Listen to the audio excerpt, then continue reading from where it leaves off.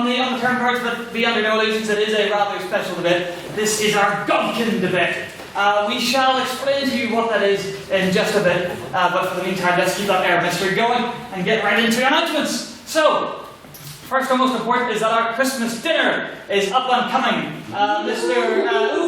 O'Neill, remind me again, the exact date is Monday the 11th? Yeah. Monday the 11th? 6:30. 6:30. So there will be a reception in this room, pre-drinks, for the less sophisticated. It's starting technically from 5, as I have been informed that no one will show up for at least half an hour after the announced starting time. Yeah. So technically, pardon? I didn't say anything. So the official start time is 5, but don't worry, you don't need to be there for the entire time or from the beginning or whatnot. Show up whenever is convenient. And then we are making our way down to Kitch, just a wee bit down the tank onto the Dublin Road. And yes, hopefully we will have a very merry evening indeed. You don't have to pay tonight. We would very much appreciate it if you did. It is £25. But the most important thing for you to do is, if you want to go, there is a form you need to fill out online. It's literally just your name and your dietary preferences, that's all. But we need to have members as soon as physically possible. So if you haven't done that yet, the form is on the Literific. I will reshare the link again. And if you're not on the Literific, speak to me at the end, and I'll give you on my computer to fill out. Yes, Mr. Dallas. I thought it was 21. No, it's 21, but that wasn't including the service charge. That's what that was. So. Okay. Yes. Is there a way that I could send it to you electronically, because it's more money for me? Yeah, that can be worked out. That's no problem. Thank you. So yes, the Christmas dinner, please come on to that. It's always good fun. Ugly jumpers are encouraged. We hope to see them out in full force. Otherwise, other announcements. Next Tuesday, we have an actual special meeting. I believe that's going to be the 5th, I want to say. It's in conjunction with the Students' Union. It is during their Mental Health Awareness Week. That's what it is, yes, Mr. Dunn? It's Mental Health Awareness Week. Yeah. And the motion is, this House believes all mental illness is curable. So we need speakers for that. If anybody feels particularly strongly one way or the other, please come and speak to us. I believe we're just going to aim for 2 aside. Yeah. So yes, so space will go fast. And yes, we hope to see you there. It's in the space, I presume, at 12. So yes, please come on to that. Free pizza if Alvin's explanation wasn't enticing. Yes, the union is quite good at supplying food. So that's nice of them. Otherwise, other announcements. Yes, Mr. Delvin, if you have some announcements. Yeah. I would like for us all to extend our best wishes and luck to Mr. Edmund Doherty and Mr. Patrick McKenna, who tomorrow will be heading down to the grand old city of Cork for the Cork Ivy tomorrow. Indeed.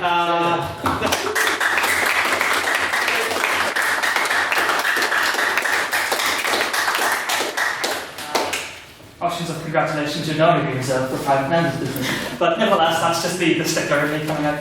There are definitely other announcements to be done. Can you think of anything else? Our internal meeting is still on the horizon. It'll be in the first week of December. We do have a date for that, but I forget Mr. Parsons isn't here yet. The spreadsheet is still active. Please get some motions down on that. There's quite a few already. So that's encouraging. And yeah, I suppose I'll have to move on for now, since I can't think of any other. Yes, Mr. Bradley. Yes, I don't have the full details about this, but I do remember it. There is a training Yes, that's right. event on. I can't find the Slack application, so I can't actually find when it is. I think it's a day. It is, yes, I believe so. Yes, a training session on Tuesday at 5. So if you want to brush up on your debating skills, please go to that. Yes. It's Tuesday. Yes, we hope to see you all there. Members only, so yes, please make sure you have your card when you attend. But otherwise, yes, we hope to see you there. So yes, I think I'll have to wrap up and mention then. Need to make notes next week. Nevertheless, I would now like to welcome to read the minutes of the 8th. Yes, Miss Dixon. Sorry, could we just clarify that? I didn't quite hear that.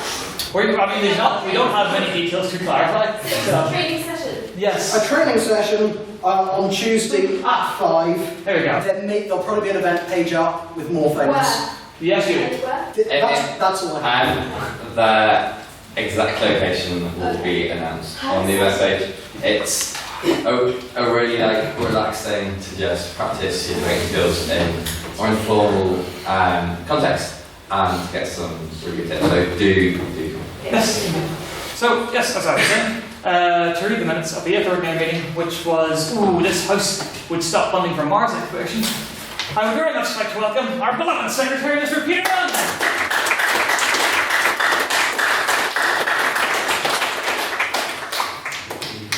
Look at this stand going. The 8th meeting of the 169th session of the Literary and Scientific Society took place on the 16th of November and was attended by 54 members. The President has ever started the meeting with an excitable and enthusiastic welcome, which is shortly followed by a rundown of upcoming events. Without further dramatics, he put the House to a vote to secure the Society's chosen charity of the year. A vote taken previously online had clearly put Shelton Northern Ireland as our chosen charity. This was then passed by overwhelming majority. Yay for democracy. Mr. Scott Moore had spoken on behalf of our missing guest chair for last week's debate, Councillor Emmett W. Brown.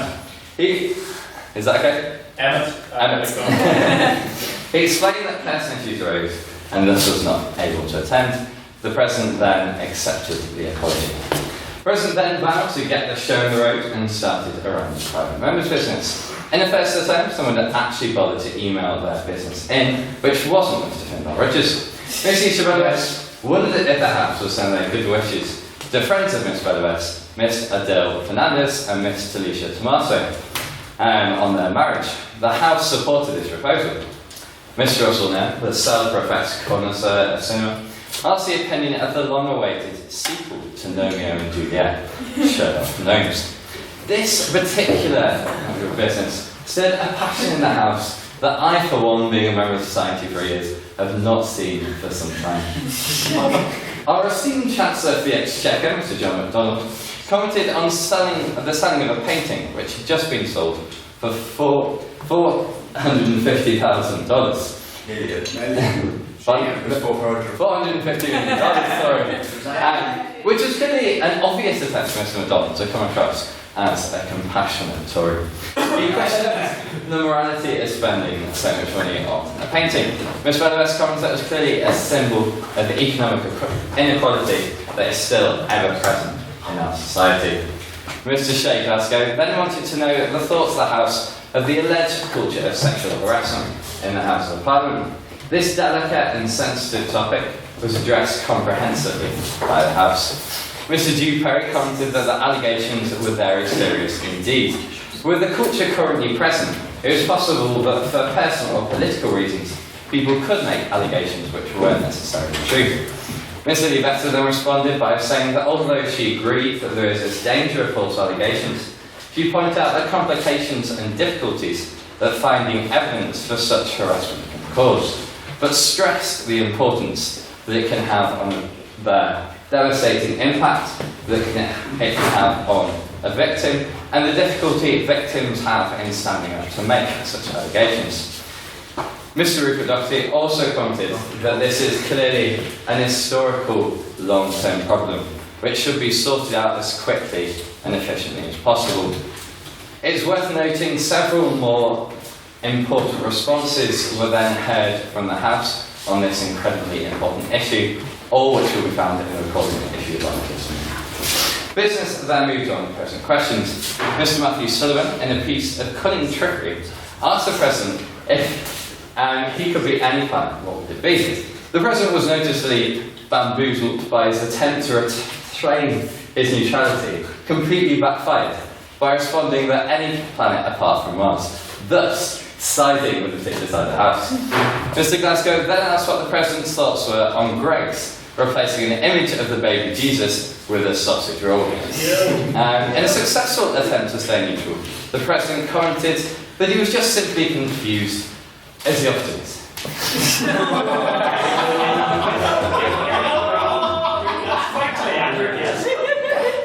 The President then introduced the guest chair for the evening, Dr. John Holsworth, a lecturer in environmental microbiology in the School of Biological Sciences at Queen's. He was also a committee member of several NASA and NASA European Space Agency expert panels.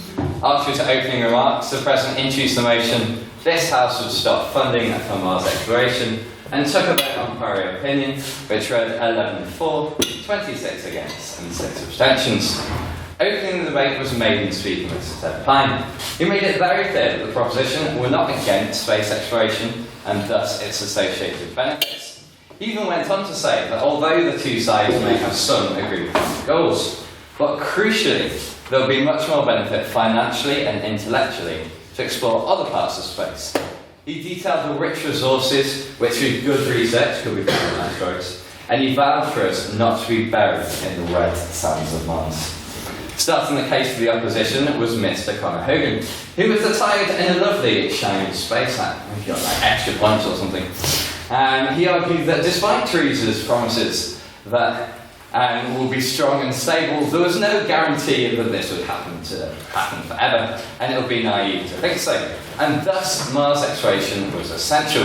He also advocated the exploration of Mars for scientific development, and made it clear that although the science problems were important, this was a human issue that had the potential to affect us all.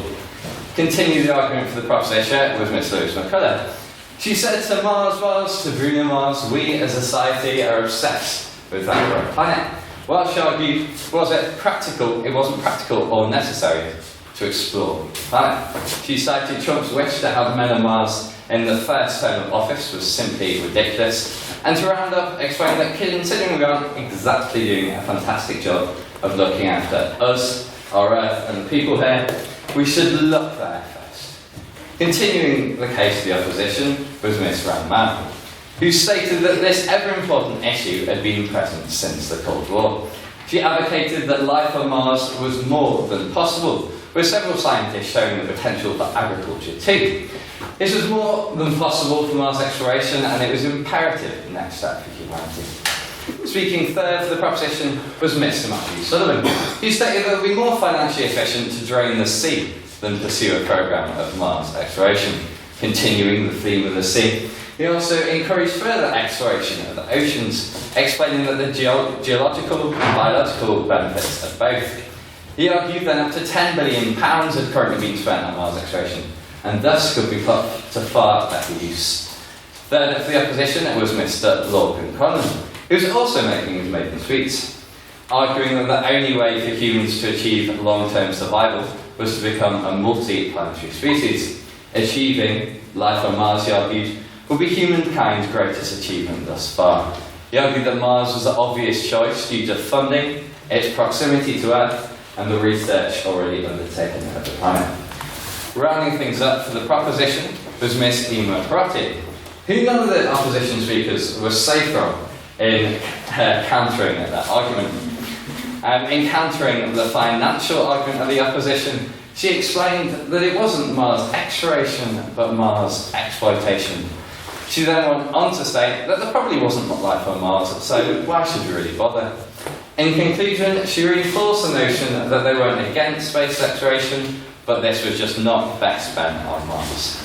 Closing for the opposition, and thus the debate, was Mr. James Gillanders. In a complete rebuttal to Ms. Perotti's argument, he argued that scientific evidence clearly showed the potential of life on Mars, and thus the central reason for exploration was the discovery for this alien life. He argued in terms of space exploration, other space explorations would be far too difficult, considering the lack of research currently, and claimed it was essential that humans reach Mars to extend and maximise this ongoing research. Questions were then heard from Mr. Ali Raja, Mr. Hugh Dobbin, Mr. Patrick McKenna, and Mr. Edmund Doherty.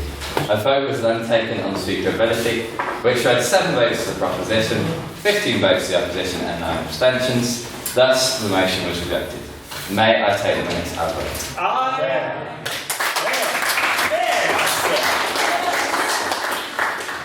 I'm pretty sure there was a question missed. Wasn't there? How many questions did you say? At the end. Like, do you want to? You can find me at the end You of said the like day if you 4 want. questions. There were definitely. And I could. Here and now, do you have a specific objection? Yes, I have a specific objection. I think the 2 people who asked questions are listed in the list of people who asked questions. He listed like 4 people, or they must have been 6 people because there were 2 rounds of questions. That's a fair point, actually. If you want Your minutes are wrong, sir. if you want to confine them, we can sort that. Fair enough. Yeah. Otherwise, hooray! saw that coming. Yes, thank you very much, Mr. Dillon. We shall now move on to private members' business. We have one piece of business that was sent in by email. So yes, I shall start us off with that. The particular piece of business was sent in by one of our speakers this evening, Ms. Bellavest. So yes, I shall simply read it out. Rephrase this slightly just to make it make sense in the context of private members' business. But it reads, someone, dear Mr. President, a person who I went to high school with by the name of Damien Bradley was shot and killed over the weekend in Cambridge, Massachusetts, where he grew up.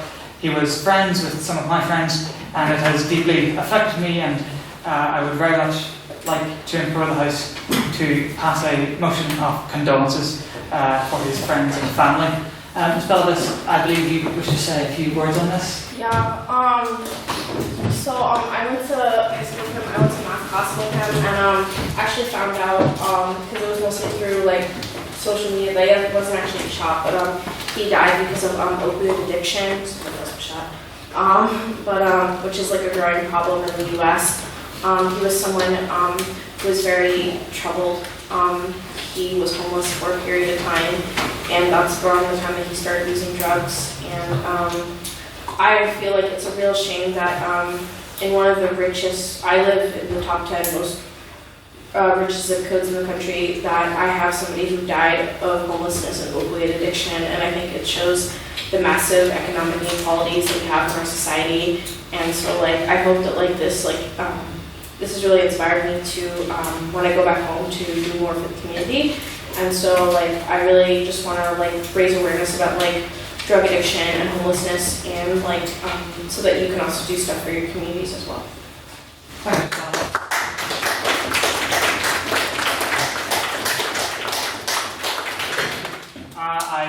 I'm presuming that no one else has anything to share on this particular piece of business. So can I please get a seconder for the motion of this House?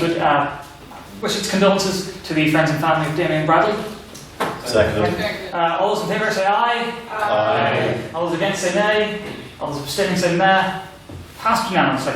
Thank you very much. Are there any other items of private members' business? Yes, Mr. Murray. Yeah, so we're all aware of the Nolan show, right? Painfully so. What I would say, right, is I, for one, am sick of politics here being turned into a spectator sport, of people basically riling up our politicians and public figures like animals. So I move that this House calls for the Nolan show to be banned. Oh, seconded. Oh well, let's have some discussion on the motion first. Yes, Ms. Dixon. Deeply disagree.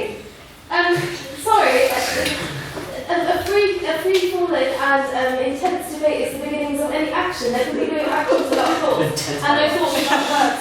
So, to that end, I think talking shop politics is the essential foundation of any real meaningful politics in any way. You can do it. Thank you, Ms. Dixon.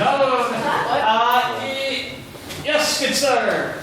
I would say that putting it on camera makes it a spectator sport automatically. The fact that people can view it makes it a spectator sport. So what I was supposed to do. I would urge the House not to get into a debate about semantics. Heaven knows 40 minutes of real debates evolve into such.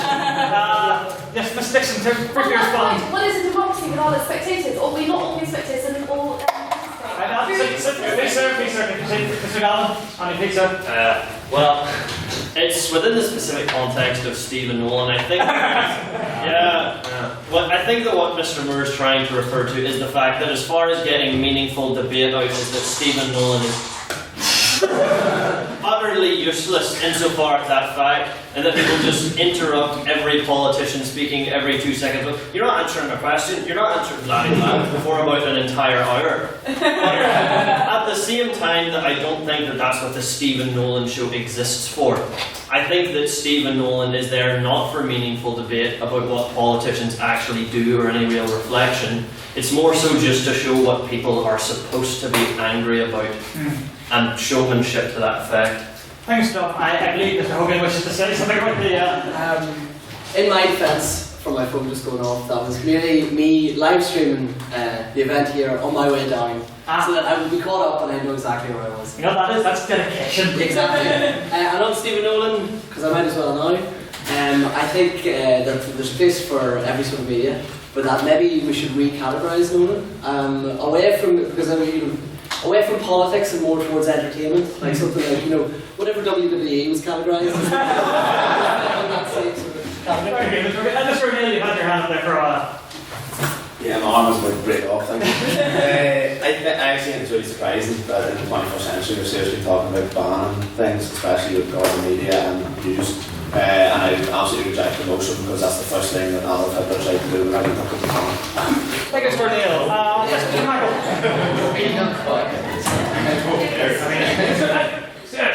Mr. Michael. It's quite clear that the politicians in Northern Ireland can't do much talking when the cameras aren't rolling. So, Mr. Nolan, you wouldn't get much done here. I know. Maybe the technical parliamentary word of that is a sick burn, Mr. Michael. Yes, Ms. Gallon. However you feel about how good Stephen Nolan is as a presenter or how much politics gets talked about, it is entertaining and it opens a door for the general public to see the faces of their politicians, which, let's face it, in Northern Ireland at the minute we don't really get to. What being so sensible? Yes, Mr. Clark and then Mr. Rogers. I was on Nolan once. I was in the audience. And I asked a question, and surprisingly, Stephen Nolan did not understand my question. So, get him off there. Thank you, Mr. Clark. Mr. Rogers? The Nolan Show is a precise antithesis of a free and intense debate. It is just 30 minutes of Stephen Nolan verbally masturbating. And pretending as if he has something resembling a brain, rather than just more for extra stomachs. I suggest we right now hold a whip run to get him money to buy a Brazos subscription. And then spend his time doing what he really wants to be, leave the restaurants out of it, and get him off our good and beloved airwaves, of which there should be a much higher standard. There used to be, a lot of the time, there was a meritocratic approach to the media, and you actually had to offer something to be given the coveted platform in newspaper or film or whatever. Okay. Any final point, Mr. Doherty? I think the fact that we're having this chat about it shows you that it should be on the air, because it's ended up with the entire house has gone completely mad over it. Very briefly. The entire house went completely mad in 1968, and then what happened? The Troubles did. That's why Nolan must be banned. I mean, there's clearly no argument against that. That's empirical evidence right there. Exactly. Do you want to have the final word? No, I was just going to say, in the post-Trump age, it's not all politics, spectacle and entertainment, and doesn't actually mean that more people participate, but that's just like a question. Like a general. I believe I shall move the House to a vote.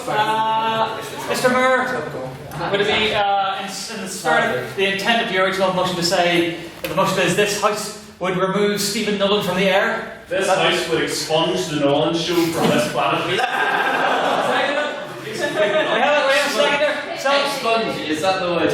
Expunge. So, this is a motion on the very tenets of free speech, but not so. The motion is this House would expunge Stephen Nolan and his show from the airwaves. Can all those voting in favour of the motion please raise your hand and say aye? Aye! Keep them up. 1, 2, 3, 4.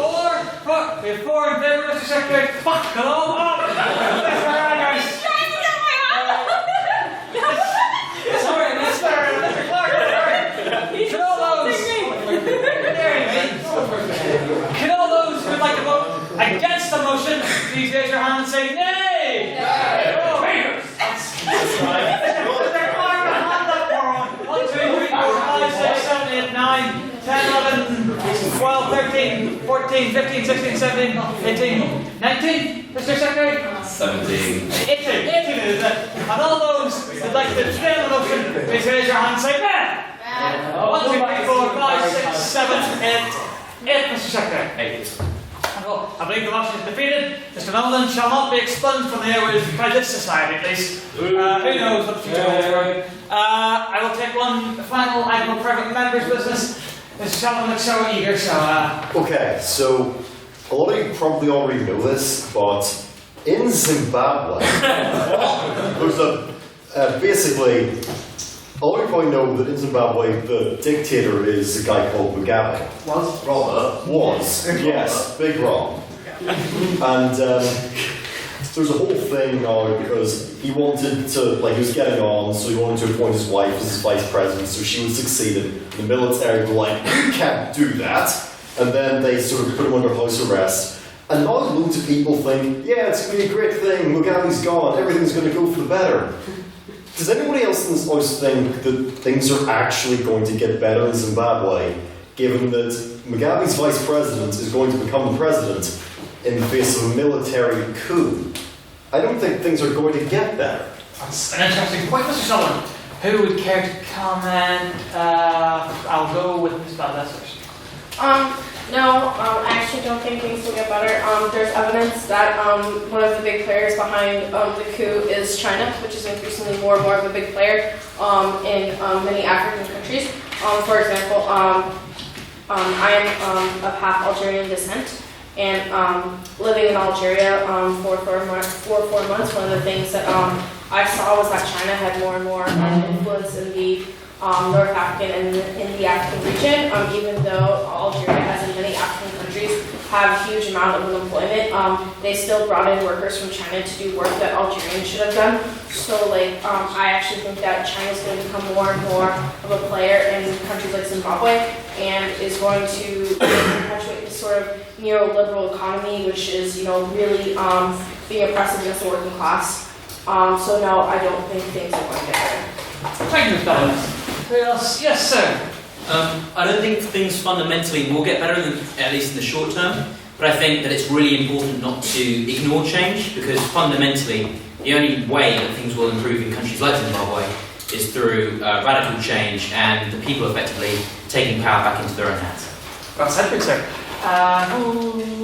Mr. Marker. So I seen a video on BBC News, and there was a woman, an activist, who was on the streets. They've been active, like, woo! Yes, she was a woman. And she was trying to get, she's been trying to get Mugabe out of power for years. And when she heard the news, she was on the streets getting into the BBC, and she broke down in tears, talking about her children and her grandchildren and their children's children, and how they'll be able to have freedom and democracy, in a world with whatever.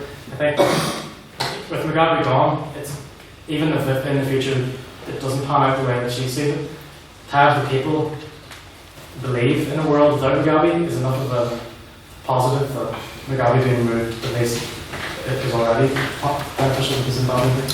Well said, Mr. Marker. Ms. Dixon.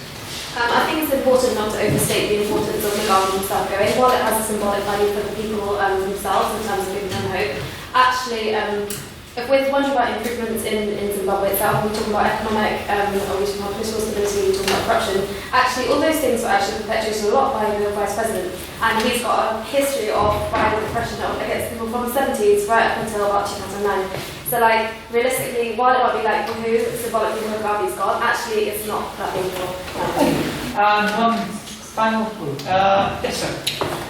May as well stand up just for that. Nobody has really mentioned, especially after the Arab Spring and all those kind of issues, removing a dictator, the power vacuum that creates. He's centralised so much power around himself, and now if he's gone, that could collapse into, well, loads of factions with lots of guns from lots of different groups trying to kill each other. Things may not get better for them, at least in the short term. Thank you very much. I think that'll do it for private members' business this evening. I shall move us on then to a round of President's questions. Who has a question for me this evening? Yes, good sir. Mr. President, I'd like to ask for your reaction to some news just in. Following the Paradise Papers, apparently Lewis Hamilton and Philip May are teaming up to write a new guide, strong and stable guide to tax evasion, and Prince Charles has been recruited to write it forward. fascinating. I must admit, there was a brief moment of panic there whenever you started asking me about the Paradise Papers. I thought maybe you'd discovered something more pertinent to me, but yes, I mean... An investigation is being taken on. You'll find nothing! Yes, if you're asking for my opinion on this supposed book that they're writing, I say that a free and open publishing industry is the hallmark of any democracy, and so yes, I would encourage anyone to write any book. I won't necessarily read it myself, but sure, more power to them. Any other questions? Mr. Doherty. This actually came in well, a piece of news, but Mr. President, what is your opinion on the fact that the 7 cities that were nominated for the 2023 European Capital of Culture within the UK, including this city which was going to share it with Derry, will now no longer be eligible for that selection, and the UK will never have a European Capital of Culture again? What can I say other than Brexit? Nothing, because if I said anything more, I would most likely be expressing an opinion on Brexit, which would be contrary to the responsibilities of my role. This Dixon. I'm not allowed to answer this. Not really, no. Yes, no. Sadly, I am heartbroken at the fact that Belfast won't be receiving it. But as to the fact that we will no longer ever be eligible again. No comment. Mr. Donovan. I'd like to ask the president. What? Good man. Yeah. Ask the president.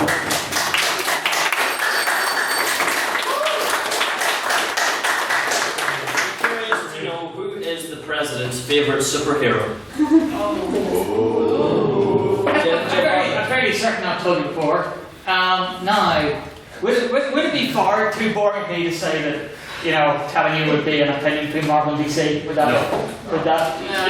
No, but it wouldn't be more. No. Well, I'll tell you anyway. It's clearly Mr. Fantastic. I think we all know the 2 Fox Fantastic Four films were dreadful. But just as a character in his own right from the Marvel or DC company, I'd say Fantastic is just my favourite. Did you ask me which I thought was the best or my favourite? Your favourite? Oh, favourite, okay, then yes, just Fantastic. Any other Mr. Sullivan? If you could be any controversial policy,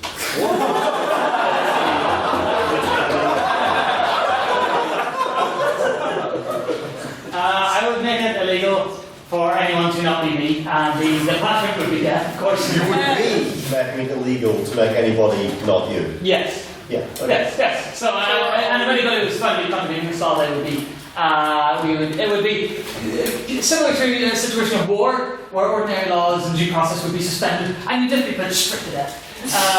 So, yes, I know how the logistics would work on that. Presumably, first of all, everybody would have to be implanted a chip of some sort, and then I'd just push a button and go, you know, a man can dream. Are there any final, Mr. McKenna? Yeah, I can't help but notice point 10 on the... Yes, I know, Mr. McKenna.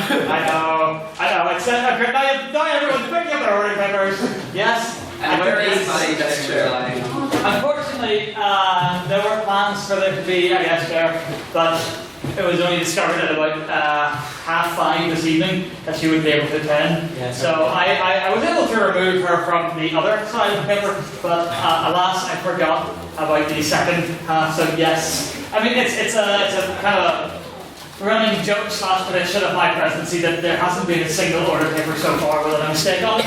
I mean honestly, I'm just keeping it real. One final, going once, going twice, yes, we said. What have you then, Mr. President? We're so close. Not as much as I should have, and that's all I'll say about it. So yes, what's next? It's the vote, is it? Yes, so. There's an unusual piece on the order paper that isn't normally there, so forgive me on this one occasion. So yes, the motion this evening, as all of you are well aware, is that this House regrets the rise of positive discrimination. Just for those of you who aren't quite familiar with what positive discrimination is, another term would be affirmative action, which you may be more familiar with. So, to really, really simplify it, think of it as someone gets a position, say someone gets a job. For example, based on something other than merit. So say affirmative action usually specifically relates to in America, where due to the vast discrimination against everyone who is not white, and generally, am I right in saying that it would generally be towards those of the African American background, or would it just be anyone not white that it would be applied to? It was for definition. Yeah. It would be anybody not white, and also applies to women as well. Okay, so there we go. So basically, they would get preferential treatment due to the discrimination they faced in the past. So But only if they. I mean, let's leave it. Yeah, maybe. So, could all those of you who would like to vote in favour of the motion that this House regrets the rise of positive discrimination, please raise your hand and say aye! Aye. Keep them up, keep them up. 1, 2, 3, 4, 5, 6, 7, 8, 9, 10, 11, 12, 13, 14, 15, 16, 17, Mr. Secretary. Could all those who would like to vote against the motion, please raise your hand and say nay! Nay! Keep them up nice and high so I can see them. 1, 2, 3, 4, 5, 6, 7, 8, 9, 10, 11, Mr. Secretary. And could all those who would like to abstain on the motion, please raise your hand and say nay! 1, 2, 3, 4, 5, 6, 7, 8, 9, Mr. Secretary. Excellent. So I believe that the ayes have it there. I don't think it's. Very good. So, just before we move on, it is time for long last for you to learn what exactly the Godkin debate is. So, actually, I'll grab my iPod for this. So, the society, as you know, was founded in 1850, and as you may not be quite well aware of, it was founded by a man called Edwin Lawrence Godkin. So, he is our founder, and he was the first president. Wikipedia states that he was born in Moyne, a hamlet in Knockannana, I have no idea about that. County Wicklow, Ireland. His father, James Godkin, was a Congregationalist minister and journalist. He studied law at Queen's College, Belfast, where he was the first president of the Literary and Scientific Society. Oh yes, and I must read that just. Irish-born American journalist and newspaper editor, he founded The Nation and was the editor-in-chief of the New York Evening Post from 1883 to 1899. He was born in 1831 and died in 1902. So, as he was the founder of this fine establishment and its first president, our award for maiden speaker, which I'll mention on, is named after him. We also have one later in the year for the best speaker overall. It's called the Deferent. It's named after someone else. I'm sure they explained at that time. So, this debate tonight is to determine who our best maiden speaker is. I say maiden in quotation marks because, as you may have noticed, some of the people sitting before you tonight have spoken already this year. The specific requirements for speaking in this debate is that this is your first year of speaking at Literific at a university level. So, for example, I think everyone here would be in their first year, apart from Mr. Hickman, who's in his second year. However, he didn't speak at the society last year, so he's still eligible. So yes, this year, I think, unlike any previous year, he's going Finn. I think you might be able to back me up on this. We are actually going to give out an award, an actual physical award for the Godkin. Has there ever been one before? Don't believe there has. No.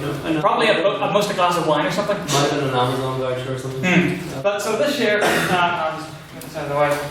I can stand another. So this year, one of these 8 fine young people sitting before you tonight will be going home with this. So there you go.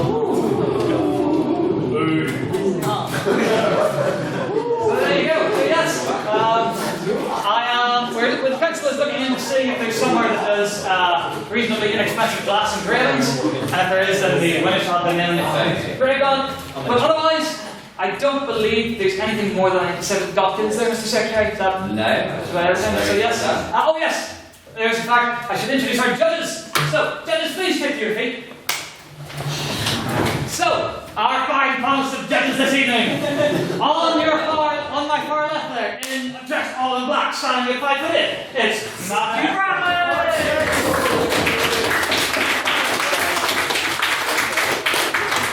Mr. Bradley is the current technology officer and president emeritus, technically, and was in fact the winner of the Godkin last year. I believe you spoke on the motion of this House believes 2016 is the best year ever. Best time to be alive. Best time to be alive. Our second judge coming back from the 1/6th session after too many years away. Speaker just last week today, it's Mr. Conor Hogan. Mr. Hogan is a long time member of the society and won the Godkin 4 years ago during the 1/6th. What was the motion that year? Do you recall? Yes, this house.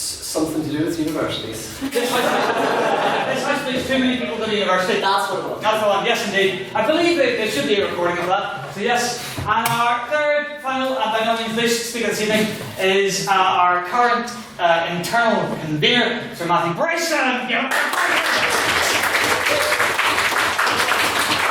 Mr. Bryson, as those of you who were here last year will know, Mr. Bryson is our formal first-year representative, and those of you who are here this year will know that there is no longer a first-year representative, and there's a very easy reason for that, or very simple reason, and that is that he did such a phenomenally good job. We just thought that there was no way anybody could ever live up to him, and in fact, it would be cruel to put anybody through that simulation, so we just abolished the post, and I think it's quite right that he was the last ever holder, as he was truly the pinnacle of the office. So thank you very much, judges. If you'd like to take your seats. This evening there will be a vote at the end, but the winner shall be decided by our illustrious panel. I apologise, I did forget to print out the marking papers for you, but I believe Mr. Bryson has them on his phone, so you know what the criteria are and whatnot, as do the speakers this evening. So, I believe that is all I have to say. So without further ado, to propose a motion that this House regrets the rights of positive discrimination, I welcome our first speaker, Miss Bethany Ashley.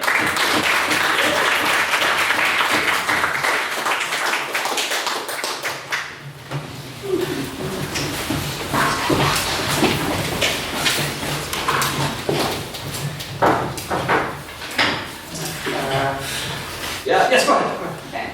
Mr. President, judges, esteemed House, thank you for this opportunity to address one of the most complex and frustrating issues in the world around us today, positive discrimination. So that there is no misunderstanding in this House, I'm going to define this motion clearly for you and for our opposition. This motion focuses on the rise of positive discrimination. Therefore, we don't want to hear from the opposition about the future endeavours of positive discrimination. We will be exploring how it has manifested itself thus far in recent history. Additionally, when we talk of positive discrimination, we are defining it as this: the fact or condition of being differentiated specifically in favour of individuals belonging to a particular group considered to be disadvantaged or underprivileged. In this world of identity politics, it is difficult to see where we draw this line. This debate should not focus purely on gender. The same principle of discrimination here applies to a wide range of people. It's important to recognise this exasperating strategy is also used in regards to LGBT people and those of different religions and races. But how do we know this trend will stop there? What's to say that any minority classification, say left-handedness or red hair, won't soon be joining us in this debate also? You're also going to hear us talk about the equality of outcome and the equality of opportunity. Whilst our opinion is to strongly pursue the equality of opportunity, I'll define both here again so that nobody's left behind. Equality in terms of outcome is equalising where people end up rather than where or how they begin. That's according to LSEs and Phillips. And we don't disagree that there should be equal representation across different social groups. But what equality of opportunity provides is a fair standing from the beginning. People are born with equal rights to a meritocratic society. Positive discrimination. Positive discrimination as an inherently superficial and temporary fix focuses not on solving the root problem of discrimination and bias, but providing a stopgap outcome rather than opportunity for all. So I work at Kingdom Church on Botanic Avenue. It's a church for deaf people and hard of hearing, and I was signing with some members of the congregation this week about our motion, and we were talking about the challenges people whose first language British Sign Language face in getting employed. You may or may not be aware, and I was not aware, but companies will often implement positive discrimination through some sort of guaranteed interview scheme for people with disabilities. They will typically have to meet some sort of minimum criteria to prove their competency, but other than meeting that minimum, what do these schemes actually do? It puts disability at the forefront of the employer's mind. It brings a level of otherness and alienation to the job applicant, and it undermines the ability of the applicant. They become suspicious that they were interviewed for a role not because they were one of the better qualified, but because it would tick a box in the ever-growing bureaucracy that is employment legislation. On the pipeline. Not in our hands. Now, we don't often talk about feelings in this house, but imagine for a second that you've lived your whole life trying to prove your equal worth to society around you. You've learned British Sign Language, you've learned English, you've become qualified in your field, you've done all the exams, you've filled in your job application, you've finally been invited to interview, and the first thing your prospective employer says to you is, You applied under the guaranteed interview scheme, correct? That's really disheartening. And if that interview doesn't work out, there's going to be a significant loss of confidence going forward into the next. And that is absolutely key to what positive discrimination does, as we'll see in this debate. It undermines. It builds a sense of shame and does very little to build self-worth. As an engaged global citizen, it is important for me to make the distinction that we, the proposition, are aware that positive discrimination had a somewhat admirable goal. Unfortunately, it just hasn't, and isn't going to achieve its aim of furthering representation.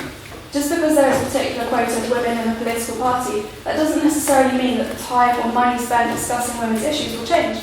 Women will still be harassed in the workplace, will still be called nasty, and they'll still be required to wear high heels in certain uniform policies. On the point now. I will take it. Well, I think it'd be hard to argue that the stance of women hasn't improved somewhat since more women have taken up public office. Somewhat.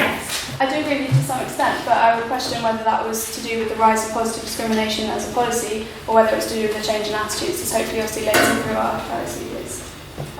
So what we need here is a fundamental change in attitudes, and if we stop pretending that positive discrimination works, maybe we will take a step forward. The ever-increasing presence of quotas, especially in politics, have been misguiding and taken away a sense of trust that those in the workplace management have earned their place there. It has encouraged a cultural shift that is very much focused on aesthetics, creating not a question of who is better for the role, but how will this look, or how bad will this look. Positive discrimination is very blunt swords now. Yeah. Under the Equality Act of 2010, any person applying for a post requires to be given preference based on being from a protected category, you're aware of it, has to be equally qualified before they're given preference. Before they're given preference, yes. Yes. But once it comes down to that final decision, they do have the discretion to make that ability as far as I understand it. By classifying people by their gender, religion, race, disabilities, or sexuality, it immediately serves to increase and encourage the attitude of viewing people as diversity monitoring questionnaires, and not by their strength of character or by their skill. By failing to change attitudes rather than aesthetics, positive discrimination has failed to ensure that any improvement in equal representation is sustainable. It has failed to tackle the root of this problem because it's in the name. Positive discrimination is still just another form of discrimination, so why should we be content that this has continued to perpetuate a culture of judgment and not one of equality? We feel it's down to the opposition to show and evidence practical, sustainable improvement positive discrimination has created so far. This debate isn't about the end goal of equality, but more so how we get there, and at what cost, whether economical or socially. Countering discrimination with further discrimination seems absurd. What we need is substantive representation that ensures a large number of social groups have their views heard and advanced. Rather than solving this fundamental issue, one that could start with the education of our youth, both in their pastoral and academic education. If you take a look at the new Barbie ad, there's a young girl teaching, lecturing in a university, which is awesome. It has merely provided a smokescreen for their parents that seems to suggest that equal representation is being achieved when quite clearly it is not. So a quick summary. You'll see that we'll be proving the frustration of positive discrimination by not limiting this discussion to gender, but also including disability, race, religion and sexuality. We'll be advocating for a meritocratic society, and we'll be asking whether we should allow the economic and social cost of discrimination to continue. Now, I urge this House to listen to the considered and rational arguments put forward to you by the proposition and to regret the rise of positive discrimination. Thank you.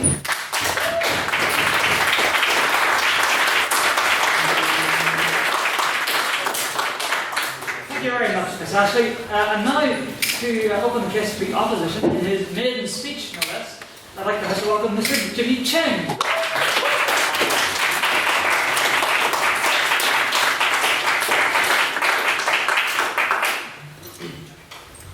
Alright, honorable ladies and gentlemen in the House. Before I get into my point, I want to discuss about what the proposition has said. Honestly, I think you are so sensitive because you think that we all need all the needs but don't distinguish people into different types. I admit that when the distinctness happens, the discrimination exists. But actually, this is not the way to improve the minority group. What does it mean? It means it's better to grab the opportunities, it's better to grab the education opportunities instead of discussing whether this is discrimination or not. It's simple. I agree all your viewpoints obtaining the kindnesses and helps and was being discriminated are not having any contradiction. However, the problem is when you reject the discrimination, at the same time you are rejecting the kindnesses and help. So my point is, don't regard it as a discrimination. Maybe, probably it is included, but first accept the helps and kindnesses. Let's fight until we are sufficient, until you are matched enough with the majority. So,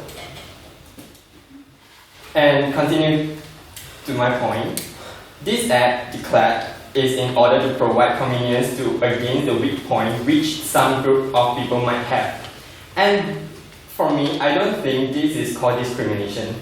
In contrast, I call this tailor-made. What does it mean? For example, today, let's say I am a bodybuilder.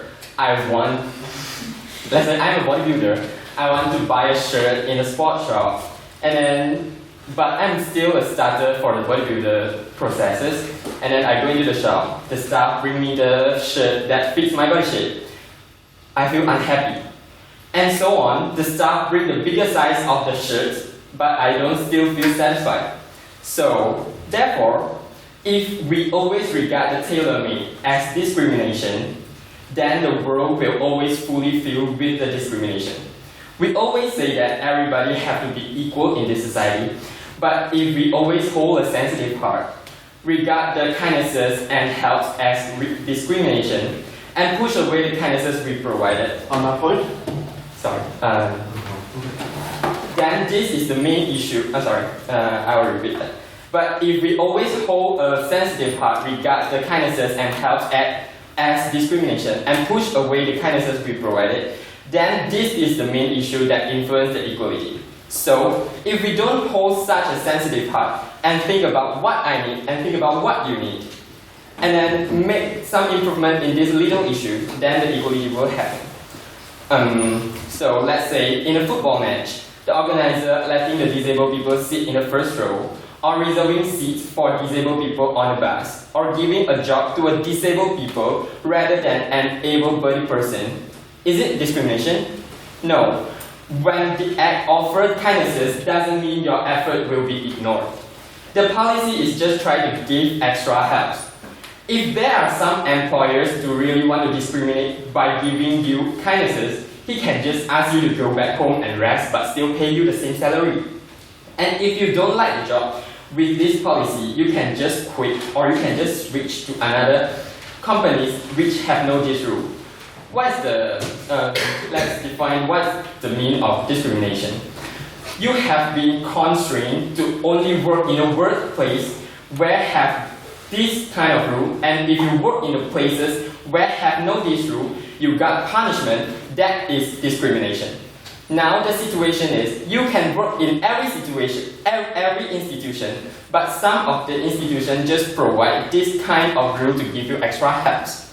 So, we should throw away this prejudice and accept the kindnesses and help, which we tailor-made for we all ourselves. For me, tailor-made is not discrimination. In contrast, this is the beginning of the world which comprises with respect and equal. And then, according to the Google definition, positive discrimination is a practice or policy of favoring individuals belonging to groups which suffer discrimination, as you say. It means making sure that people such as women, members of smaller racial groups, and people maybe with disabilities get a fair share of the opportunities available. I admit it, it's generally unlawful in the UK, but I don't think that we should regret about it. Instead, we should appreciate about it. Okay. In this world, the modern 21st century, the world needs competitiveness to keep making a highly complex process. However, everybody is different. There must be somebody who are weaker than the others, no matter what is the aspect are. So, if the weaker is always weak, and the stronger are always strong, in this extraordinary disparity situation, the competitiveness is no longer exists, and the stronger will be no longer motivated. It's just like, For example, it's just like playing a game. When I was a child, I played badminton. Badminton is our country game. I'm from Malaysia.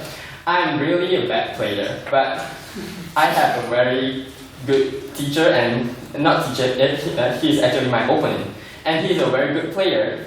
He always, like, when we play the game, he always like shoot me, and I always have to pick the ball. And he keeps shoot, and I have to pick. Shoot, I pick, shoot, I pick. And this was how we played. Back to my question. In this condition of extraordinary disparity situation, is this a good game? He's always win and I always lose. Was it fun? Was him fun? He found someone to pick up the balls for him. Am I fun? I am the ball picker. So this game will no longer be fun. However, he started another new rule. He said, I'll play the next match with only my left hand. And this time I'll think, yes, maybe I can defeat him. And therefore, it's the same principle that providing the practices and policies are to help the world maintain equals to every single of us, so that the society can be improved. It's not actually only about the development of society, also about the empathy. Thank you.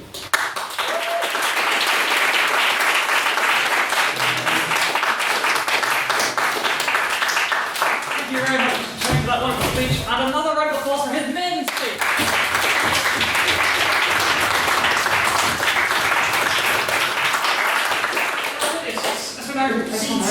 Also, quick show of hands in the house.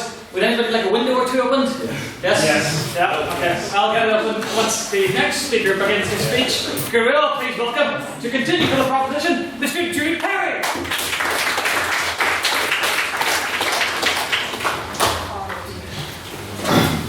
Mr. President, judges, ladies and gentlemen, I'm delighted to have the distinct privilege to propose the motion tonight in what is the annual Godkin Debate that this House would regret the rise of positive discrimination.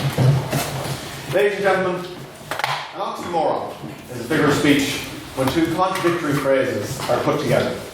For example, cruel kindness, the Great Depression, those honest criminals, and finally, positive discrimination. It is an oxymoron because discrimination can never and will never be a positive thing. Ladies and gentlemen, I believe positive discrimination is an impediment and a handicap to society, and only sends the message to minority groups that they will never achieve based on merit. Over the course of my speech, I'll examine how examples of positive discrimination, such as gender quotas, are detrimental to our democratic system. I'll then go on to explain how, if we continue to hire based on gender, our economic development will suffer. And finally, I will ask the question as to why our society must rely on positive discrimination in order for people to reach their potential. The provost of Harvard, Drew Godkin Novice, said, I'm not the woman president of Harvard, I am president of Harvard. Ladies and gentlemen, quotas only prove to belittle women and female politicians, past and present, who have reached a power position or influence due to their hard work and merit. Gender quotas, as a form of positive discrimination, only sends the message to women that they must make some form of concession to their male counterparts. We can cite so many examples of women who reach the top of their profession without any quota.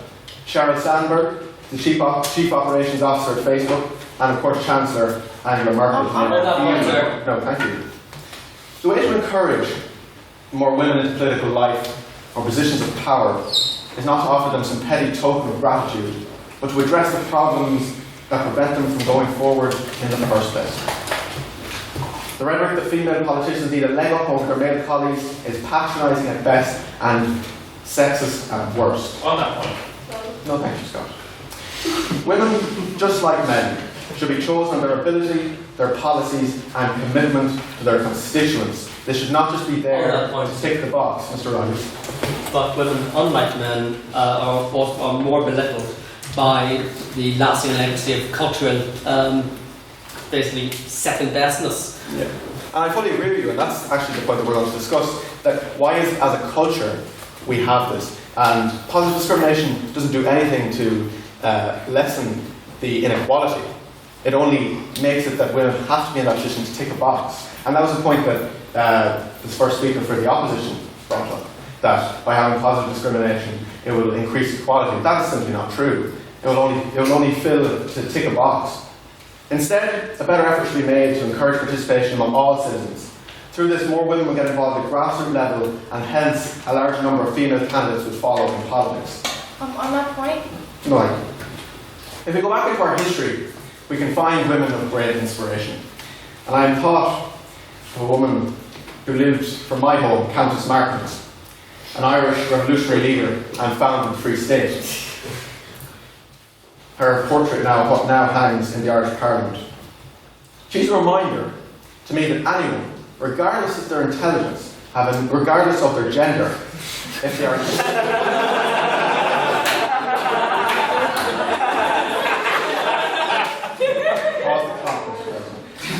regardless of their gender, if they are intelligent and committed enough, can achieve anything without the need of a quota. Ladies and gentlemen, yes. If you think that men and women are so equally intelligent, then why is it that 80 to 90% of like CEO roles are still filled by men? Why is that? If we're so innately like equal in terms of our intelligence, what are the structural forces which are preventing them from actually getting to the top? Well, the structural forces that can be there, can be present in both men and women. They can be how they're brought up, their level of education, their access. So why is there back and forth. Their access to education.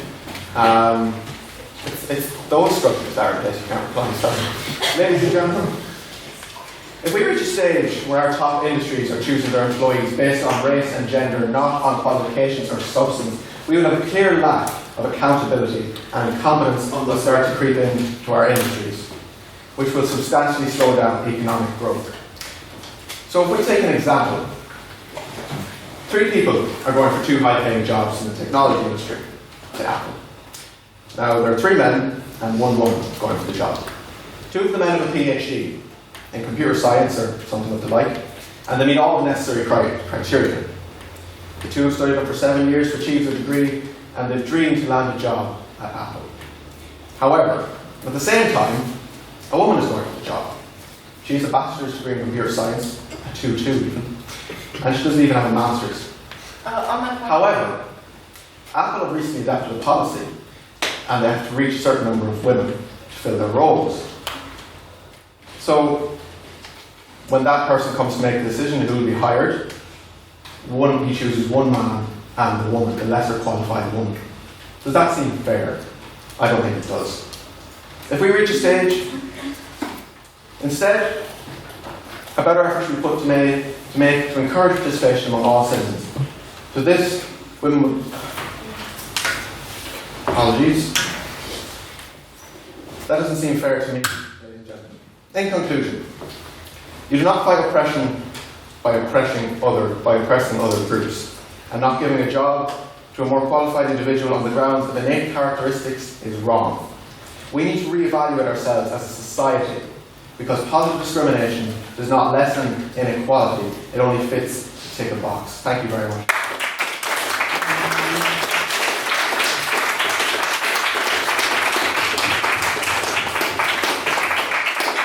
Thank you very much, Mr. Barrett. I'd now like to welcome the second speaker for the opposition in his maiden speech as well, no less, Mr. Jack Patton.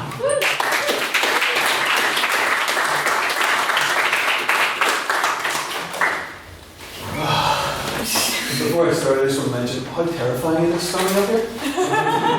Before, you may not realise.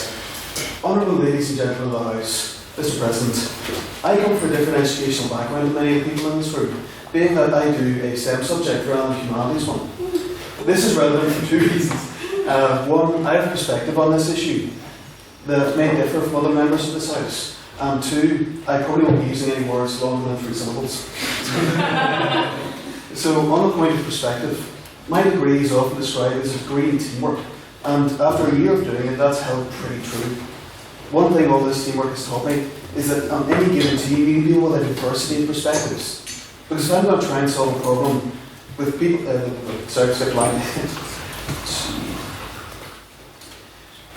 going to try and solve it,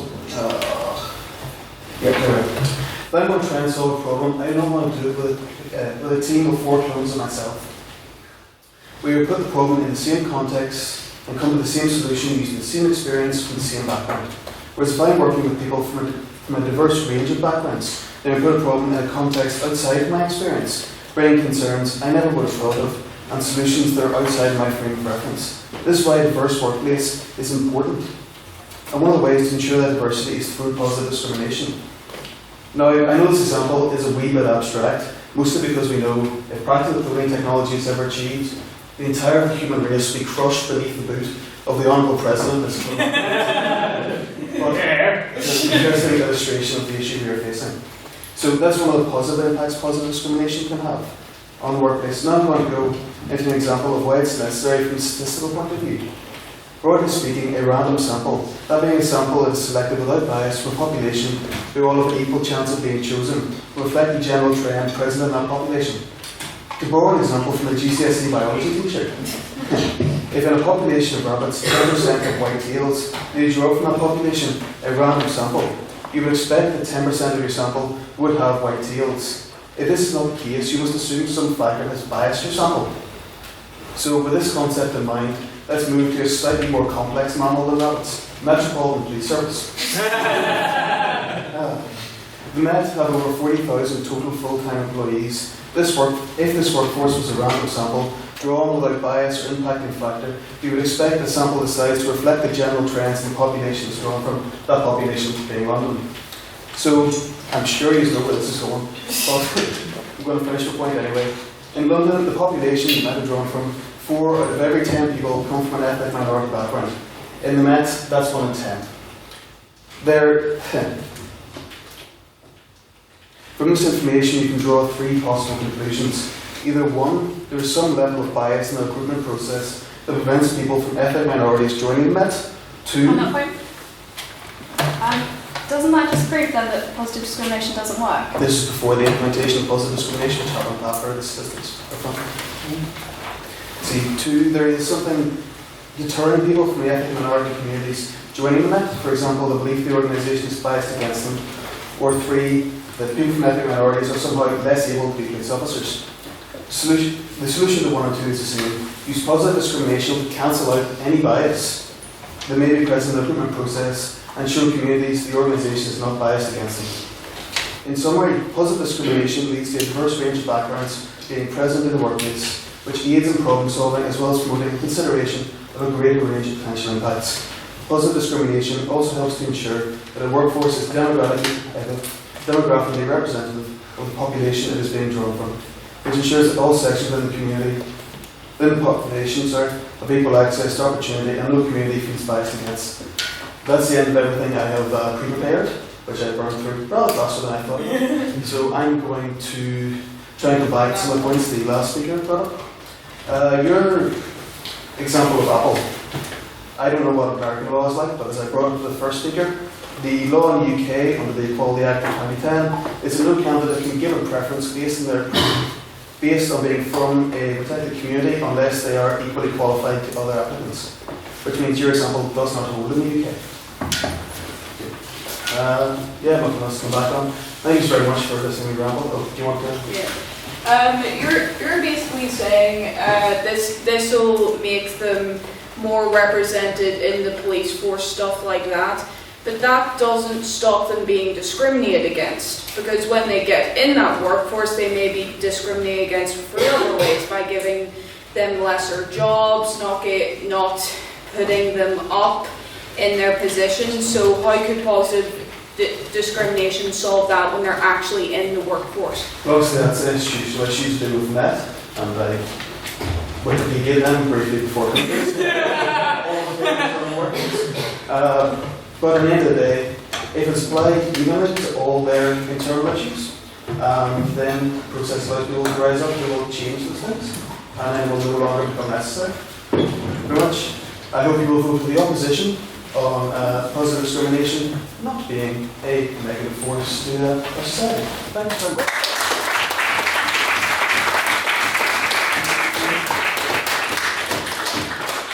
Thank you very much, Mr. Patton, and can we please get another round of applause for his main speech?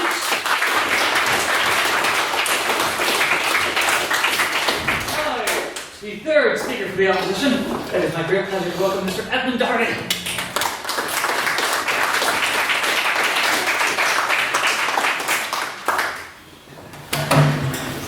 I haven't used one of these in 3 years. Good evening, everyone. Hi. Last time you saw me, I was speaking very terribly. Hopefully, it's not go better. I'm going to start off with some rebuttal, as I always do. Firstly, for the first speaker for the opposition, he spoke about the idea of people having a route for extra help. Unfortunately, what this means is that one door opens for someone and it closes for another. By giving someone preference in, say, a job, it could mean that someone more qualified does not get it, as per Mr. Kerry's example. I'm also going to, and on the points of the second speaker for the opposition, he spoke about the idea of liking to work with people from a diverse range of backgrounds at university. The slight issue with his argument there is that those people got there through merit and not through positive discrimination. Therefore, his entire argument falls apart upon that example. And then he mentioned... On that point. And then him mentioning the Metropolitan Police. Not a good idea to get someone from London in the house. There are three reasons why there are three reasons for the difference in levels for the Metropolitan Police. Firstly, people in London don't want to be policemen. You have people like me running around who wants to try and catch me, a very dangerous criminal, of course. Alongside this, there has been a decrease in institutional racism in the police since the murder of Stephen Lawrence in 1993 and the case, which I cannot remember for life, I mean, I'm going to kill myself later over it, although I know it happened in 1999, which said that there was institutional racism in the police, that has decreased since, and I believe the fractions may be a bit off.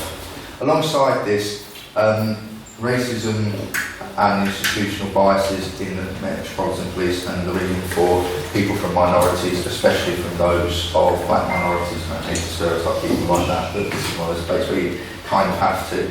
It's more a cultural issue, and it's to do with representation of the police within certain cultures. On the point, sir, is that not why they have the positive discrimination in the first place, to try and tear down those cultural perceptions? In a way, however, wouldn't it be better if that was actually done by, say, the government or the media, where they could actually present people properly, as opposed to the police having to enforce something which they shouldn't really have to? The main part of my speech is going to be on two very funny and interesting topics: equality of opportunity and the equality of outcome. Now, positive discrimination should lead to equality of outcome, in which the representation of, say, a board, committee, workplace, a school, university, is equivalent to that of the general population.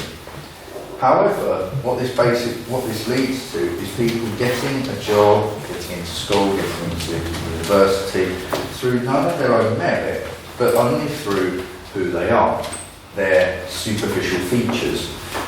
What us on the proposition are aiming for is an equality of opportunity. In other words, a change for more fairness. This is based especially on the difference between equality and equity. Equity is where you are completely impartial and things are based only on what is needed most within a certain ideal.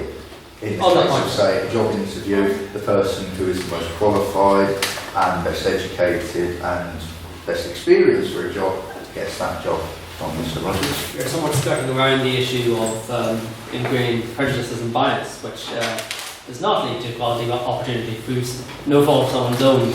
They might hit that sort of wall. But that is why we need changes to the system instead of simply papering over cracks, which is what possible.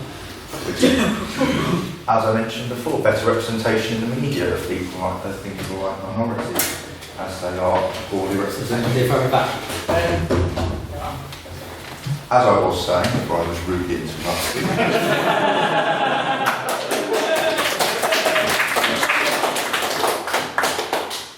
All positive discrimination does is paper over existing cracks. All it does is try to hide the fact that there are vast inequalities that need to be sorted out at a much higher level and with a much more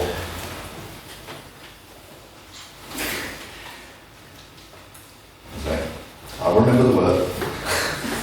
Theoretical. On a theoretical level. There we are. A great example of this is the Girls in STEM or GIST project within British schools, which encourages girls to get into science and technology, but does not say, you must do science as an A-level. What it does instead is say, maybe science could be a good A-level, which in my opinion is a much better way of doing it. It doesn't try to say, we need more women in science. It says, maybe some women would be interested in science. The idea, as the first speaker of the opposition mentioned, the idea of sensitivity being a bad thing. Whereas I would argue that sensitivity is actually very important. We need to show heart in this. We need to show a real world view, as opposed to positive discrimination, which just tries to show things, which effectively tries to show things in a very hypocritical way, or an oxymoron way, in which the idea of someone trying to be helped ignores the goals of themselves. I would like to finish with a quote from former President, and I will wish he was still President, Barack Obama, who said this about the affirmative action programs within the United States of America. I'm sorry to be reading this, it's quite a long quote. Affirmative action is not going to be the long-term solution to the problems of race in America. Because frankly, if you've got 50% of African American or Latino kids dropping out of high school, it doesn't really matter what you do in terms of affirmative action. Those kids aren't going to college. Thank you, and please support them.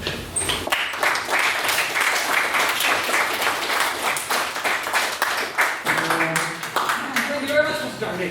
And now is that a head flask, Mr. Patrick? Yes.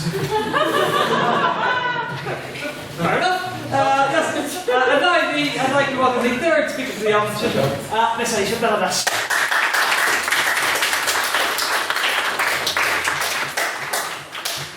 Honored members, honored guests, Mr. President, thank you for listening. Positive discrimination, also known as affirmative action in the U.S., is a necessary part of addressing systematic oppression and has already been extremely successful in the institution that President Obama's daughter attends, Malia, Harvard University. The class of 2021 is the first class that has more students of color than white students. And this makes sense because in the U.S. education system, there are more students of color than white students. So this is accurate representation. Another thing that I noticed is that a lot of times people complain about positive discrimination and affirmative action, but that they never complain about legacy. Legacy is a policy that a lot of institutions like Harvard and Ivy League schools have, where if your parents or grandparents attended that university, you can also you can use that legacy to attend as well, and you don't often need the same grades. Sometimes you can just have a lot of money. Affirmative action is not just about policies that promote those who come from historically marginalized communities, but creating institutions and opportunities that are for the historically marginalized. I've had the honor of being part of 3 institutions that cater to my identities. Science Club for Girls, which is a non-profit organization that promotes STEM for young women and girls, especially to those of color. The Islamic Society of Boston Cultural Center. I had the opportunity at the age of 17 to work with the Director of Development and attending Mount Holyoke College, which is a historically women's college for my undergraduate degree. Without these 3 institutions, I wouldn't have had my voice and my confidence. I need those institutions to get through years of bullying and harassment from being a Muslim women. These institutions are essential for historically marginalized communities to survive and thrive. These institutions were some of the only institutions where I was just seen for my voice and my character and my skills. 2 institutions that come to this mind in this debate are historically black colleges and universities, known as HBCUs, and historically women's colleges. These institutions were created when black men and women of all races were denied the chance to participate in higher education, also men of color. These institutions are historically critical for the development of intellectualism and rights for their own communities. Thurgood Marshall, who was the first black Supreme Court justice, attended Howard University, which is a historically black university. Toni Morrison, who was the only black woman thus far to win a Nobel Peace Prize in Literature, also went to Howard. In the historically women's colleges, Sylvia Plath, who is a renowned feminist, poet, and author, attended Smith College. At my alma mater, Mount Holyoke College, produced Frances Perkins, class of 1902, who was the first woman to be nominated to a president cabinet, and was one of the fundamental cabinet members to create Social Security, which is still a system we use today. Julia Phillip, class of 1969, first female producer to win an Oscar. Without these institutions, without us doing it for ourselves, so much learning and knowledge from marginalized communities would have gone underground or would have been completely lost. On that point? Yes. If black people and minority people do really well having gone to like black and minority dominant institutions, why is it necessary for a white dominant institution like Harvard to accept more black people? Because even though these institutions are successful, we still need help. Like, these institutions are not big enough to accommodate, all of the individuals who come from these communities. Today, 20% of American female politicians come from historically women's colleges, even though historically women's colleges come out with just 2% of all graduates. Affirmative action and positive discrimination are a fundamental part of reparations, which is... On that point? Yes. You mentioned about women in politics in the US. If you look at the likes of Nancy Pelosi, who is involved in the Democrats, she herself is from a very wealthy background. And do you think her wealth played a factor in her becoming a politician? Yes, but that's not my point. I mean, yeah, of course her wealth probably played a role, but that's true for a lot of white male politicians. So systems of oppression are not just in the past, but they're in the present as well, and we have to address current inequalities. For example, institutions in the UK like Oxford and Cambridge made a lot of money from slavery.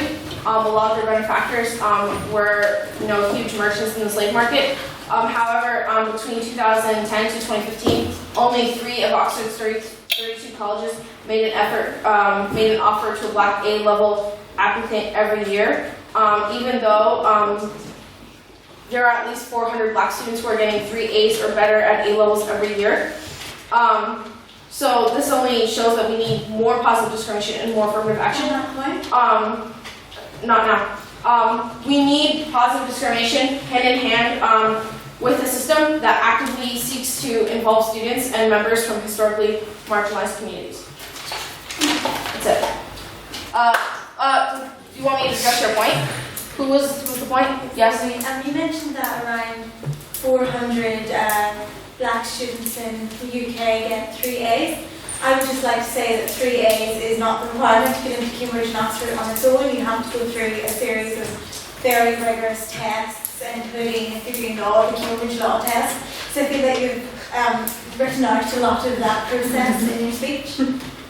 Well, yeah, but I agree. But I think the thing is that you can see that there's still a huge inequality between 3 and 400. There obviously should be more people who should be accepted. And my point is that we can't throw away these policies like affirmative action, positive discrimination, because there are still these institutional problems in society. Yes? Can I just answer your question? Why dominant institutions like Harvard should actually accept people with colour more, such as Howard.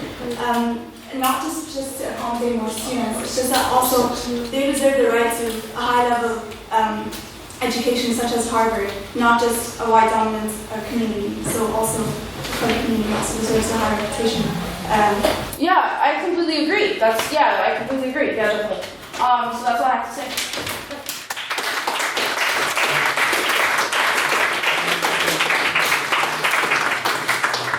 Fellas, I'm not entirely sure what just happened there. It certainly wasn't in accordance with the rules. Please don't respond to other people's questions in the middle of someone else's speech. That's a tad. But anyway, to conclude the proposition this evening, I'd like to welcome Mr. Morgan Heckman to the floor.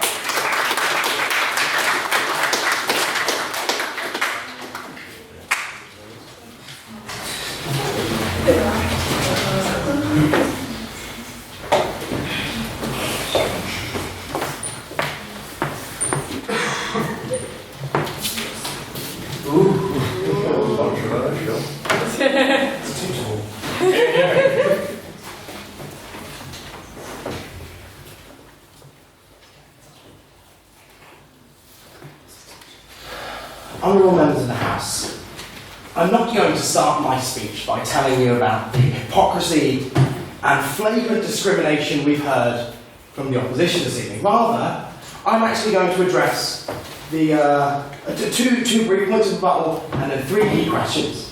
Firstly, we've heard, actually, just one point of rebuttal, actually. I'll integrate the second one later. The issue of legacy we've heard just raised there is not a topic and issue before the House today, though I can know I speak confidently for the proposition that it is obviously rejected on the grounds of nepotism. No question about it. So actually, moving on, there are 3 key questions that the House should consider in answering the motion today.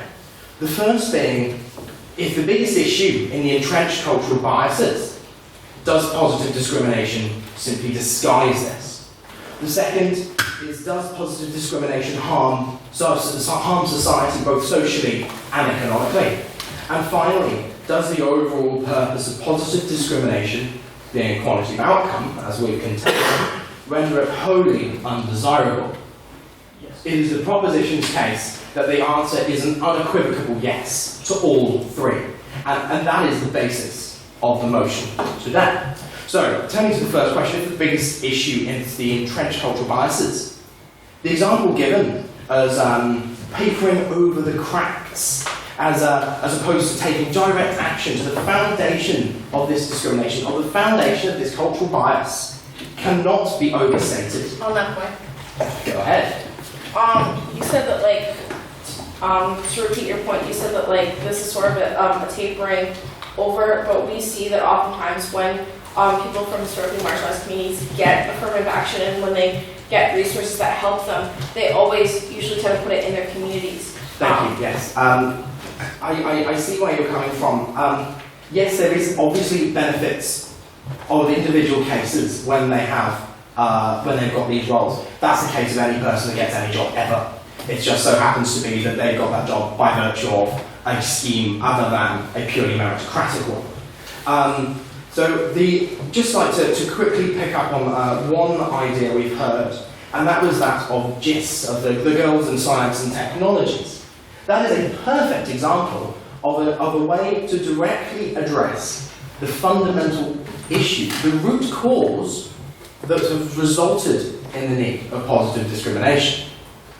And quite frankly, it's something that is successful, it is not that hard to implement, and has been done so. And this is the case of the proposition, not quite that. The case of the proposition that if this scheme is applied in multiple different areas, not just STEM subjects, but generally across the board in areas where there is a problem of diversity from different backgrounds, not just on the gender balance, then there is a role for that, and that can be the solution as opposed to positive discrimination hiding the problems. Yes, I'll take your point. On that point, does that not assume that this issue is just about women lacking agency and giving women agency and power to put themselves forward? Don't we also need to address the structures which limit that agency? Yes, the idea of the fairness and the selection processes. Yeah. Well, thank you. I'm going to pick up on that in a little bit, but I will just want to address the second question that I'm putting before you. Does positive discrimination harm society both socially and economically? Firstly, economic harm suffered in business implementing the policy. We've heard it accepted, in fact, by the opposition that if you don't like positive discriminatory policies in your company, you can just leave and go somewhere else. That kind of issue of draining existing employees will damage the economy of the country. No question about it. Second, socially, we see that there is an issue that the positive discrimination can destroy self-worth by knowing that you are only a statistic on a diversity spreadsheet. And that is an issue particularly actually with application processes, that a certain proportion of applications must satisfy certain criteria. I mean, I'm sure when you applied to university you saw the diversity and opportunities questionnaire attached to the application that is given no weight, and I do accept that there is no positive discrimination. On that point. No, thank you, I'm running out of time. Finally, the third question we'd like you to consider is, does the overall purpose of positive discrimination, being equality of outcome, render it wholly undesirable? This speaks to the process. So beyond just the ability of individuals and the agency of individuals, but actually the fairness of the system. And there is one point to be considered here. The fairness cannot be found by the investigation of the final decision, but rather by the interrogation of the decision-making process. As such, the outcome, the positive discrimination speaks to the outcome of a decision-making process. The proposition put forward in this case, that if we are to really address this problem, address this issue, we need to address the selection criteria, the selection processes where there is institutional bias. We've heard about the metropolitan cities. There's institutional bias. We've heard that it's decreased over recent years, but it's still there. That institutional bias permeates through to the decision-making processes. And it's not accepted that an acceptable solution to that problem is just to turn around and say, oh, positive discrimination cancels it out. That's right. That is not accepted by the proposition. That is a prime example of plastering over the cracks of an institutional problem that can be resolved by an intensive scheme of education and training within that institution.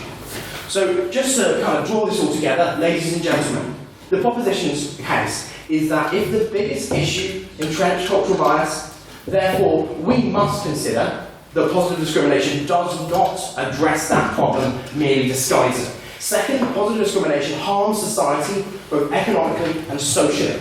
We've heard this in the sense of business and also in the sense of the individual in that business. And finally, does the overall purpose of positive discrimination become wholly undesirable based on its entire intent? Absolutely. We cannot consider that equality vacuum resolves this problem. It disguises it, and it is a contemptible way of doing so. Ladies and gentlemen, I'm very happy to propose this motion.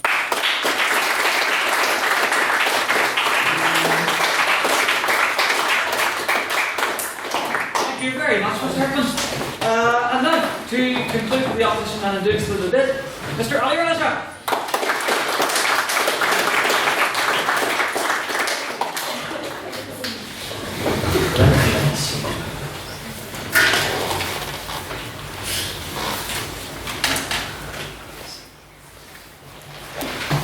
Well, we're all born equal, aren't we?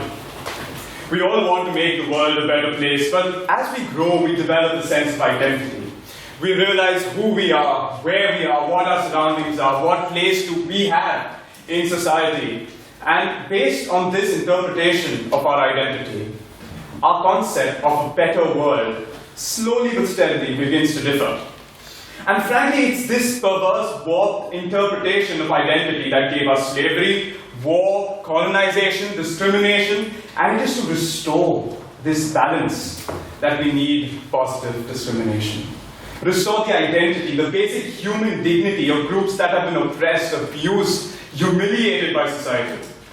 Positive discrimination is not picking someone based on their skin color or gender, as literally everyone on the proposition has pointed out. Those are superficial indicators of deeper problems.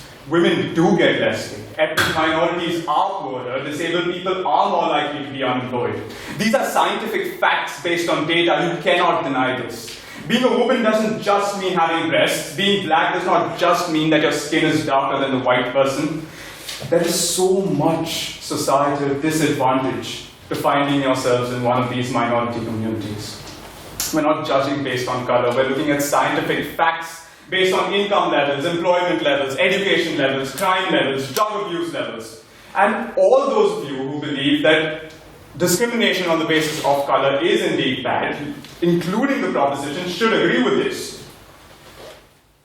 The second speaker actually pointed out that you can't cure discrimination with discrimination. That was the basis of one of his points. Well, you see, in reality, the name is firstly a misnomer, not an oxymoron, if you want to be all grammatically correct about it. Discrimination is grounded in prejudice and exclusion, whereas the most effective way to cure society of exclusionary practices is to make special efforts at inclusion, which is exactly what positive discrimination is. But by principle, if two candidates for a single office are equal in every single way, meritocratically identical, as it were, then and only then will the person from the ethnic, cultural, sexual, financial minority be given preference for two simple reasons. Firstly, because meritocracy is a myth, not everyone starts out at an equal footing. And secondly, because that person may not get a chance ever again. My point? The first speaker actually spoke about positive discrimination based on what hand is dominant. Well, please, I implore you, don't reduce something so noble to something so frivolous. Because the simple reason for that is that positive discrimination works for groups of people who have been exploited, hurt, and what right do we, as people of this world, have to complain about positive discrimination? We cannot possibly. It's heinous to call people slave, black, gay, white, dog for centuries, and then claim to be colorblind at the end of it. We need to work toward equity to ensure equality in the future. And several studies have documented important gains in racial and gender equality as a direct result of positive discrimination. In the US, for example, the US Labor Department reported that affirmative action has helped 5 million minority members and 6 million white minority women, 11 million people, ladies and gentlemen. That's 57% of the UK population living below poverty line. 57% of poor people in this country could have benefited from positive discrimination. That is why, as the motion suggests, it's on the rise. Now, I really wish we lived in a time where laundry was the only thing separated by color. Unfortunately, we don't. The fact is that women continue to earn 77 cents for every dollar earned by men. Black people continue to have twice the unemployment rate as compared to whites, twice the rate of infant mortality, and just over half the proportion of people graduating from college. 3 in every 10 UK citizens lives below the poverty line. More than 80% of the world's population is earning less than £7 a day. Now, do you really believe this is an equal playing field?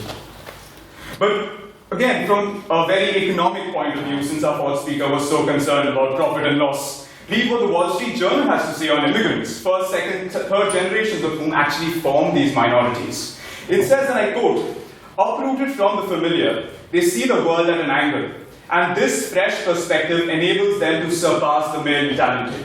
Increased diversity, ladies and gentlemen, increased diversity leads and maximizes productivity, organizational potential, equality, to put it in simple terms, equality makes money." What greater incentive do people want, and what does our proposition want to support this argument? We had our third speaker, Mr. Doherty, quoting the President, Mr. Barack Obama. Well, that is a classic example of misrepresentation of a quote taken out of context, because that quote, Mr. Doherty, was in fact to show that positive discrimination does not need to be a perpetual practice until the end of society, until the end of humanity, but simply 1 or 2 generations of this policy could actually restore the balance in our world, lead to equality. But if you don't care about anything but yourself, consider positive discrimination to be something like a football draft. The league awards the #1 draft choice to the lowest ranked teams, not because of guilt or compassion, but it's done for mutual survival. Now, don't forget, this policy is not for the likes of you and me. We don't need it. This policy is for that woman in the army who stands shoulder to shoulder with her male counterparts, but isn't selected to serve her nation simply because she may ask for maternity leave. This policy is for that young boy who's an artist par excellence, but isn't put onto the design team simply because of a cerebral palsy. It's for those people who live below the poverty line, but have all the skills to improve their condition. It's for those laborers who sleep hungry every night, worried about what their family will eat the next day. And I normally ask all of you who did vote in favor of this argument in the beginning to rethink your decision with some fancy words and maybe throw in a statistic in there, but we don't need that today. Because if my fellow debaters on the opposition or I could even convince one of you, just one of you, that positive discrimination is indeed as viable as it has been in the past and will be in the future, then that one small step for man is a giant leap for mankind. Thank you very much.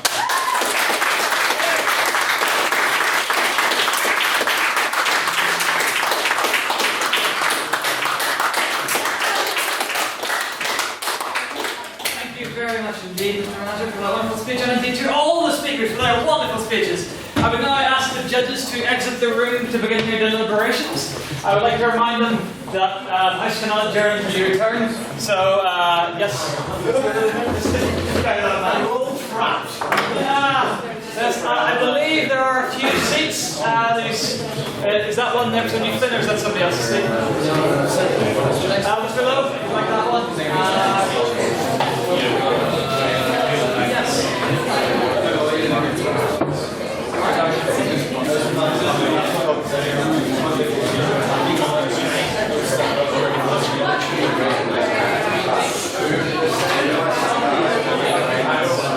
Excellent. Our judges have now vacated the chamber, and so we shall move on as we would normally to questions. So do we have any questions this evening for the proposition?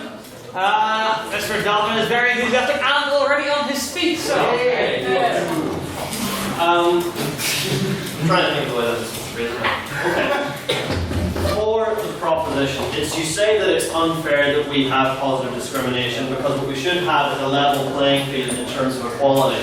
So what I ask to them then is not the fact that positive discrimination exists, is to that level playing field. And that the application process, be that for jobs or educational programs, is that they are going to discriminate against people in a way that is immune to regulatory or legislative oversight due to its secrecy. That positive discrimination is the only way that we can ensure that there is at least some benefit shown to minority groups and they have at least some chance in an area in which they have so consistently and historically been discriminated against. Thank you, Mr. Dalton. Mr. Hickman, to respond? I think we're kind of bringing two issues together here. We're talking about the issue of the process of selection, the opportunities available for individuals, the agency that we talked about towards the end of the debate, but also we're also bringing in the issue of the outcome. And this is something that the proposition drew quite clear distinctions to. So we have a position today where we have issues of the agency and the opportunity for people to progress from various different disadvantaged backgrounds to progress in particular areas. The proposition, realistically, concern is that where the outcome at the end may increase representation, pure statistical representation, it does not resolve the underlying inequality and underlying issues. So if we're going to be pushing schemes and we're going to be forcing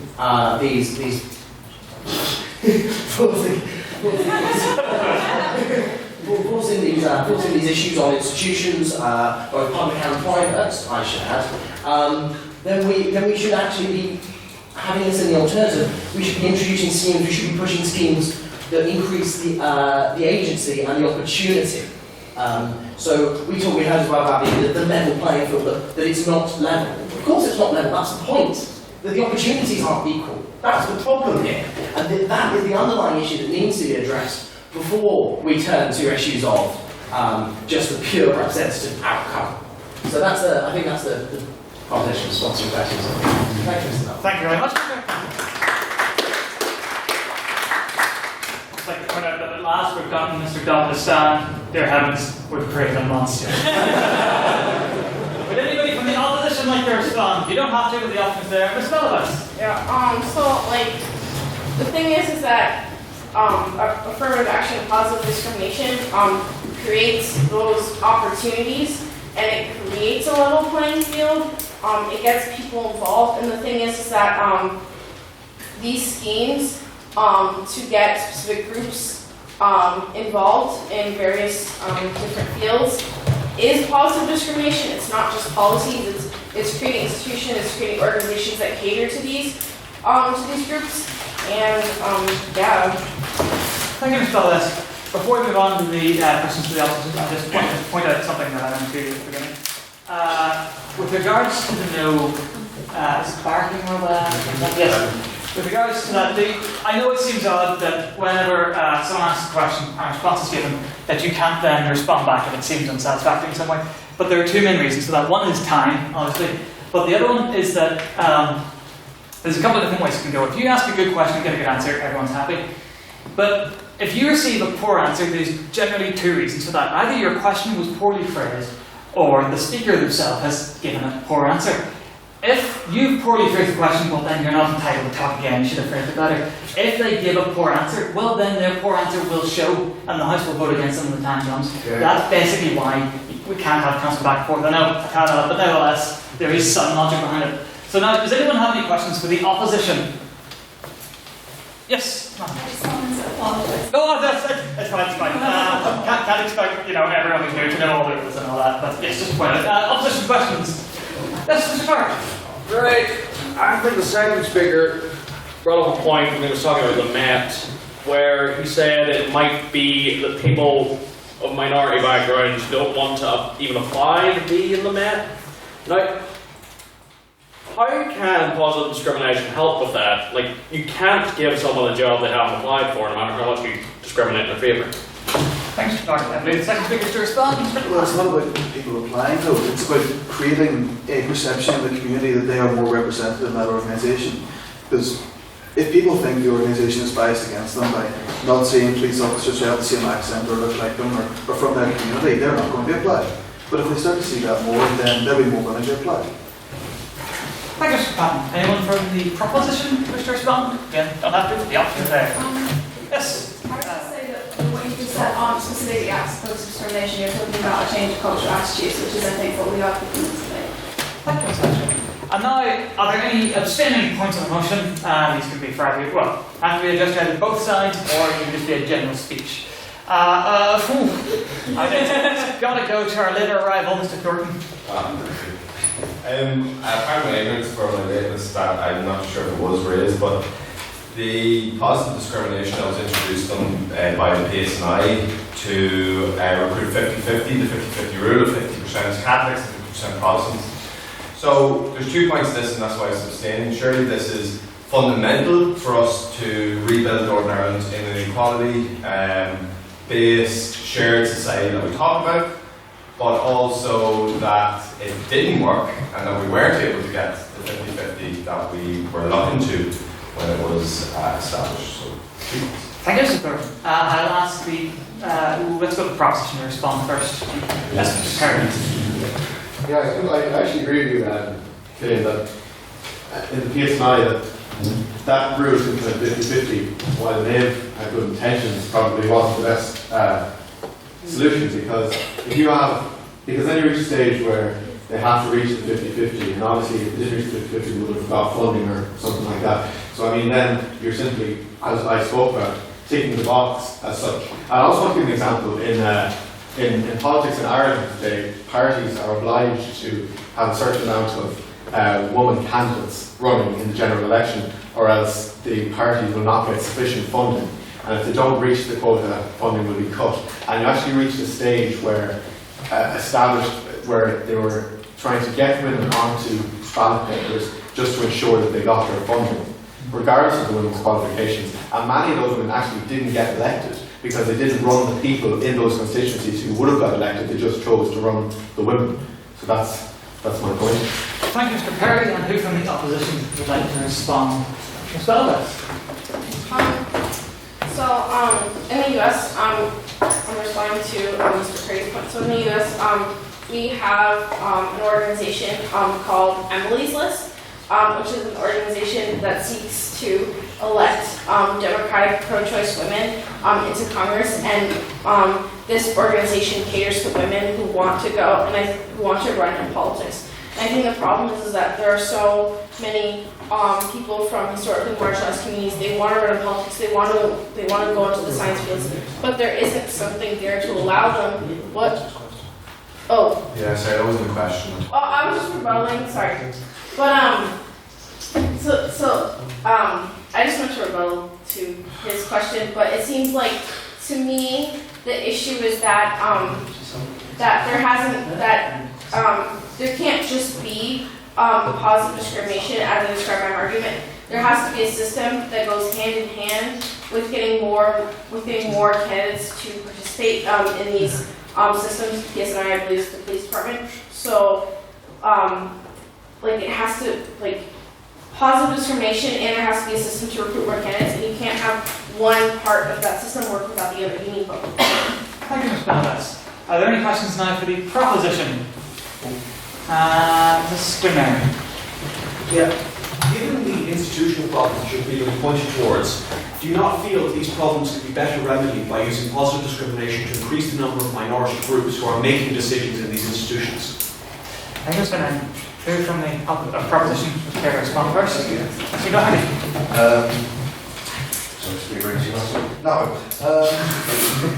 What we said believe is things like GIST, which instead of enforcing people to have quotas for females and things like that, as you mentioned earlier, what we prefer is the idea of educating people to the same standard, so that everyone is equal and everyone is on the level playing field,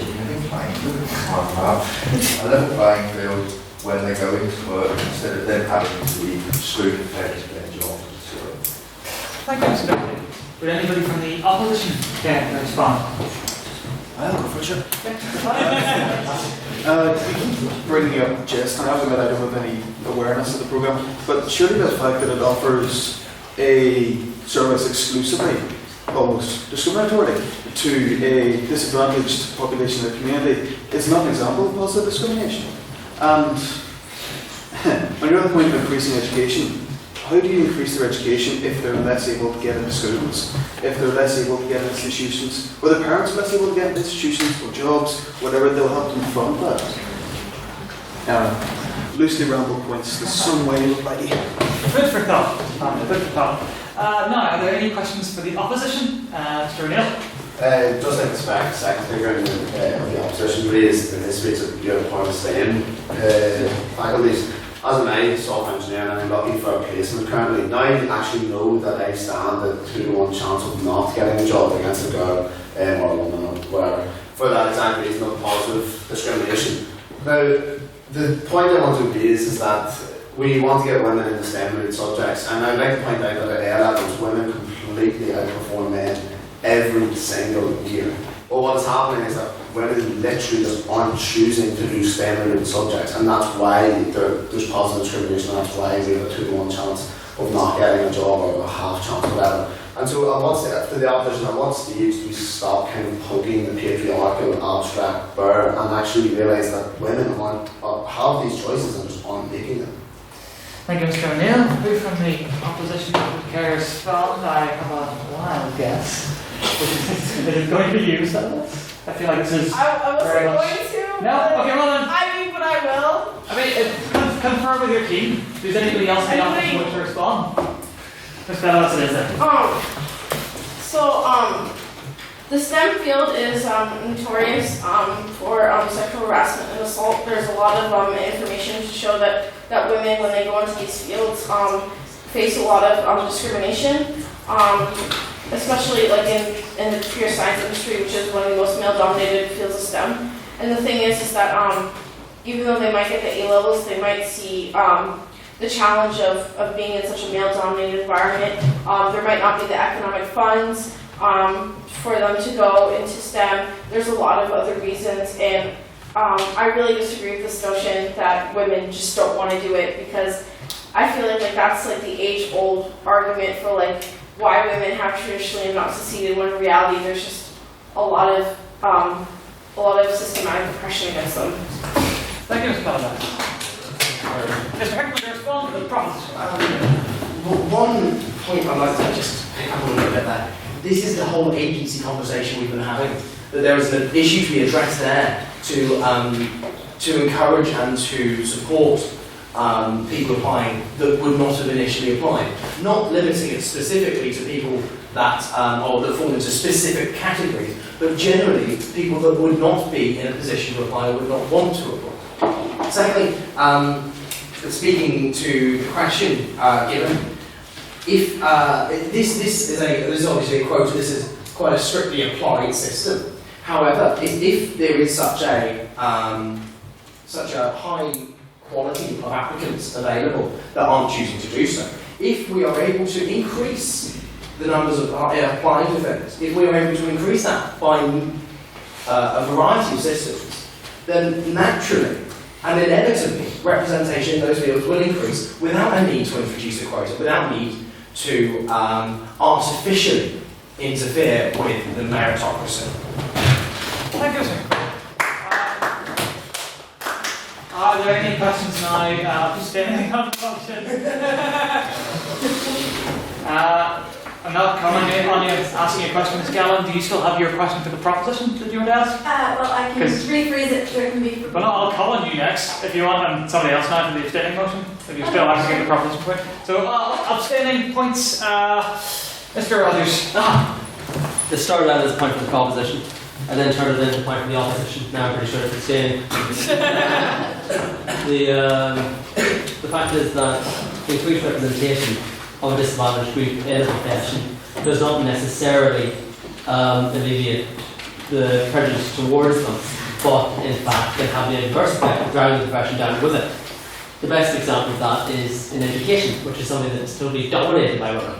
90% of primary teachers are women, 65% of secondary teachers are women, 55% of university lecturers are still men. And the respect and esteem afforded to those professions is opposite in the direction that I just gave them. Men still get better. And that's a massive problem because education is the greatest catalyst of social change, and 90% of a child's grade is 24 by the time it's 6 years old. So primary teaching is vitally important. So that's the point I wanted to make. The second, there's a question I wanted to ask too. Rather than regretting positive discrimination, would it not be a better idea to reinvigorate it? And rather than treating it as a box-ticking exercise, as it was described by the proposition, where people just trying to find any woman to fill a seat, or say Happy Kwanzaa in December, actually require employers to go out and actively find qualified women, more qualified women, black people, and also Catholics to fill the role. As the point was made about the underrepresentation of black people in the Metropolitan Police, that's a problem that still exists in the PSNI for Catholics, and the effect that has is if they have a problem, they don't phone the police, they phone the bodies. Thank you, Mr. Insightful. Yes, opposition to respond first, Mr. Raja. If I did get the gist of all that you said, I think I did. It was mainly around the harm that is done to people who are subject to positive discrimination. Well, there was actually a poll in 1995, Gallup conducted it, where they asked employed black people and white women whether they ever felt questioned because they were employed due to, affirmative action. Well, 90% of respondents said no. So that literally just ends your entire question. For the proposition, Mr. Perry, to respond? Yes, Mr. Raja is full of statistics this evening. And, I mean, have you ever heard the statistic that 80% of statistics are false? Very good. That's a canon. I want to address the point that you made about the stigma. And we'd actually agree that, and that's actually a point we touched on, that if someone enters a profession based on positive discrimination, there can be a lot of stigma. And also, especially in even the other way around, as you said, in primary schools, that such a large majority are women, and that men, I have a good friend who's going on to be a primary teacher. In his class, he's 2 out of maybe 100, 2 guys out of 100 people doing it. So I mean, there's a certain amount of stigma attached with people who go into professions under positive discrimination, especially if that's made known that they are in there because of positive discrimination. So that's another point that I just wanted to touch on. Thank you, Mr. Perry. I believe we're now back to questions for the proposition, so as promised, Ms. Gallen. Thank you. Lady Gill, first ever female president of the Supreme Court, who got there through merit, wrote an article discussing women in law. And in this article, she said that while more women are called to bar than men, there are way more male judges than female judges, and way more men subs than women subs. And so she was very much in favour of positive discrimination and called anyone who would refuse to apply for a job because there would be positive discrimination prima donnas. What does the proposition have to say about that? Thank you very much, Ms. Gallen. From the proposition, Mr. Hickman. So, 2 separate aspects here. One, those that don't take jobs, and one being, as I said, $5. I don't know a doctor, I quite like that. No, sorry, I digress. So, to address that first, another point on this side of the house that we suggested that, as the first speaker for the opposition said, that people would leave places that have these positive discrimination policies. I wouldn't say that's a good thing, we don't say that we agree with it, we don't think that that should be the way it is. It is, however, a belief agreed with by the opposition, to be the case. And as such, we kind of just have to acknowledge that and acknowledge the impact that has on society. Okay, so secondly, the addressing of numbers of silks and the judiciary from women from the increase in barristers. One aspect of this is obviously in the English system, and I know this is something that you will understand. I'm elaborating it for the benefit of the House. This is the judicial system. You have to practice for a certain period of time before you can progress to certain levels of the judiciary. And the further up the judiciary you go, the more experience you have to have. The influx of women into the to the bar has been a reasonably recent development. It's been certainly within the last 20-30 years.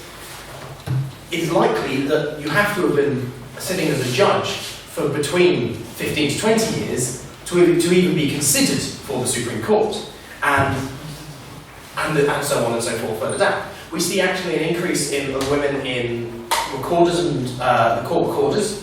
So that's an aspect where people are able to maintain their professional job as solicitor or as barrister, as well as progressing and spending some time in the courts. And that's always sort of seen as a gateway through to the judiciary. This doesn't matter that it necessarily it's going to take time. And necessarily, there will be issues. And as we've talked about with people wanting to and people being willing to put themselves out there for these positions, there is seen to be more risk for some people than others.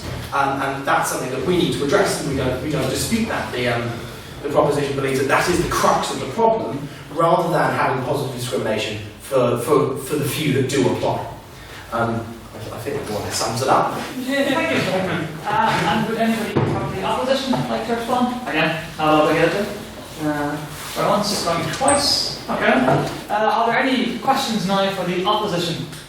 Have we tapped the bottom of this well? Oh dear. At least 6 questions, at least 10 questions, I think. Well, in that case, going once, going twice. No questions for the opposition. Any abstaining? I didn't see.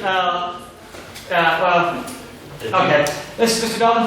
Okay, so I'll present an abstaining point in terms of presenting a theoretical scenario to both sides. This being that there's applications open for a job for, let's say, a panel of, as much as we are sick of them, experts. Assume that this job is one which deals solely in accounting with numbers and facts. It's not a job which involves representing or relating to the public at all. For this job, there is an equivalent number of applicants that are white males as there are those who are women and of minority groups, completely equal.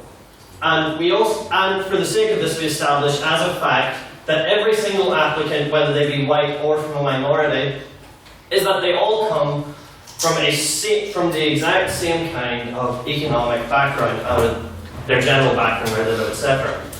And the other thing that we know, for the sake of this theoretical case, is that every minority applicant is less qualified for the positions than every white applicant.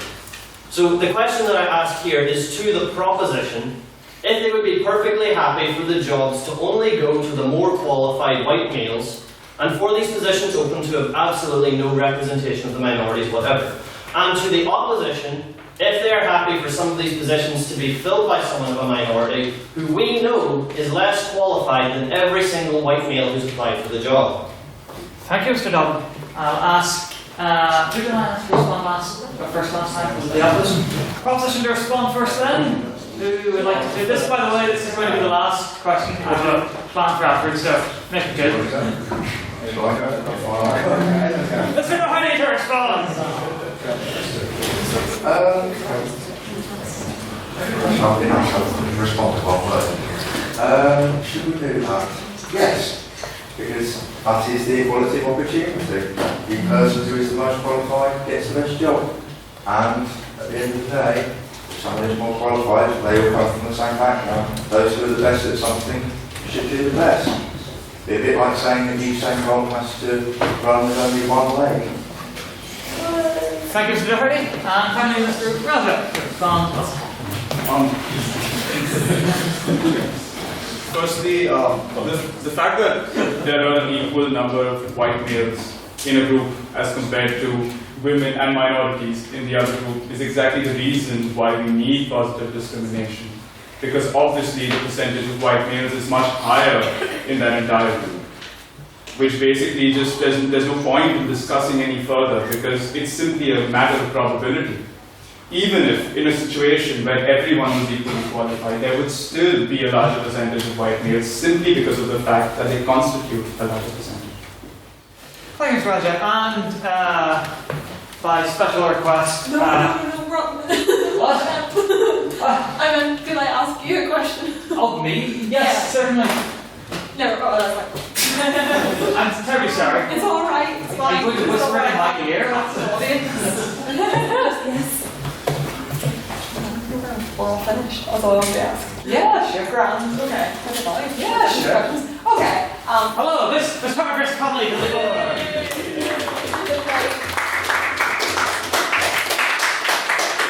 This is very intimidating. This is not how I meant this to go at all. I'm sorry. Take the gavel, it helps. Completely unrelated. In fact, it is quite related to the debate, actually. I'm sure most of you will probably know now, because I talk about it all the time, that I was on the Washington Army programme this year.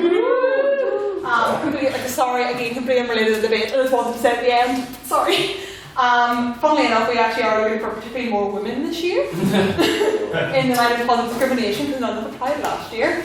But the applications close on the 1st of December. If you're here, then it probably would be something that's of interest to yourselves. If you want any tips on applying or what you think you need to do, give me a shout. I just thought it'd be something nice to throw out as an opportunity.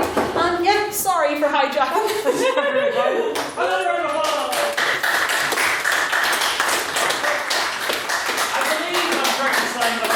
Ago, Mr. Gunn sent a request upon Mr. O'Neill to send out a search party in search of our missing judges. And alas, no sight of them has been discovered yet. Locked in a room somewhere. So rather than let's just turn around questions that I'm quite stomach. Who here is familiar with the game Just a Minute?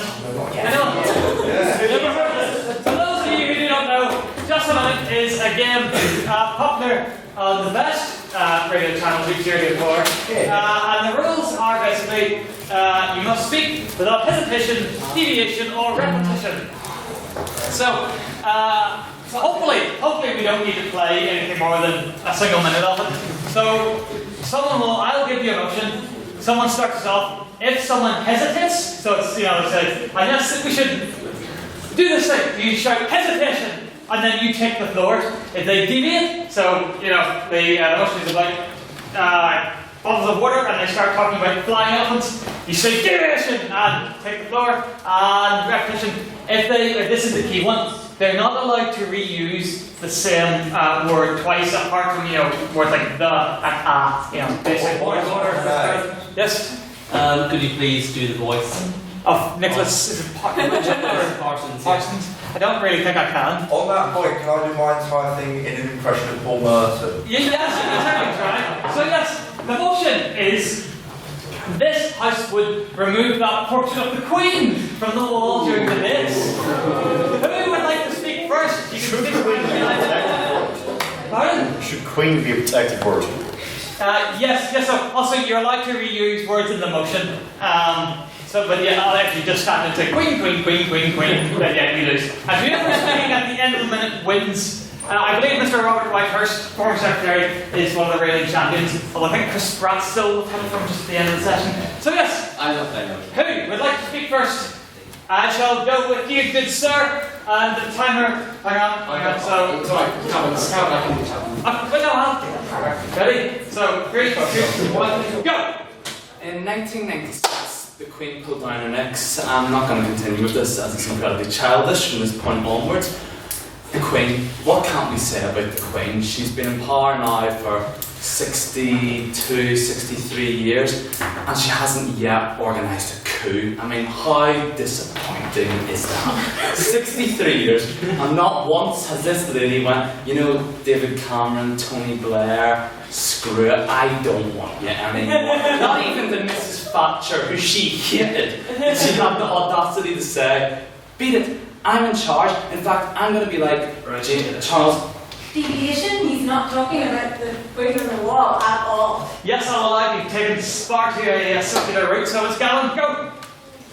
That is a beautiful portrait of a lovely woman, but as we live in a society where we are trying to promote equality, there should not be a portrait of the Queen on that wall unless there is one of the... I believe the point she's trying to make is that we should have a portrait of Michael T. Higgins twice the size, right?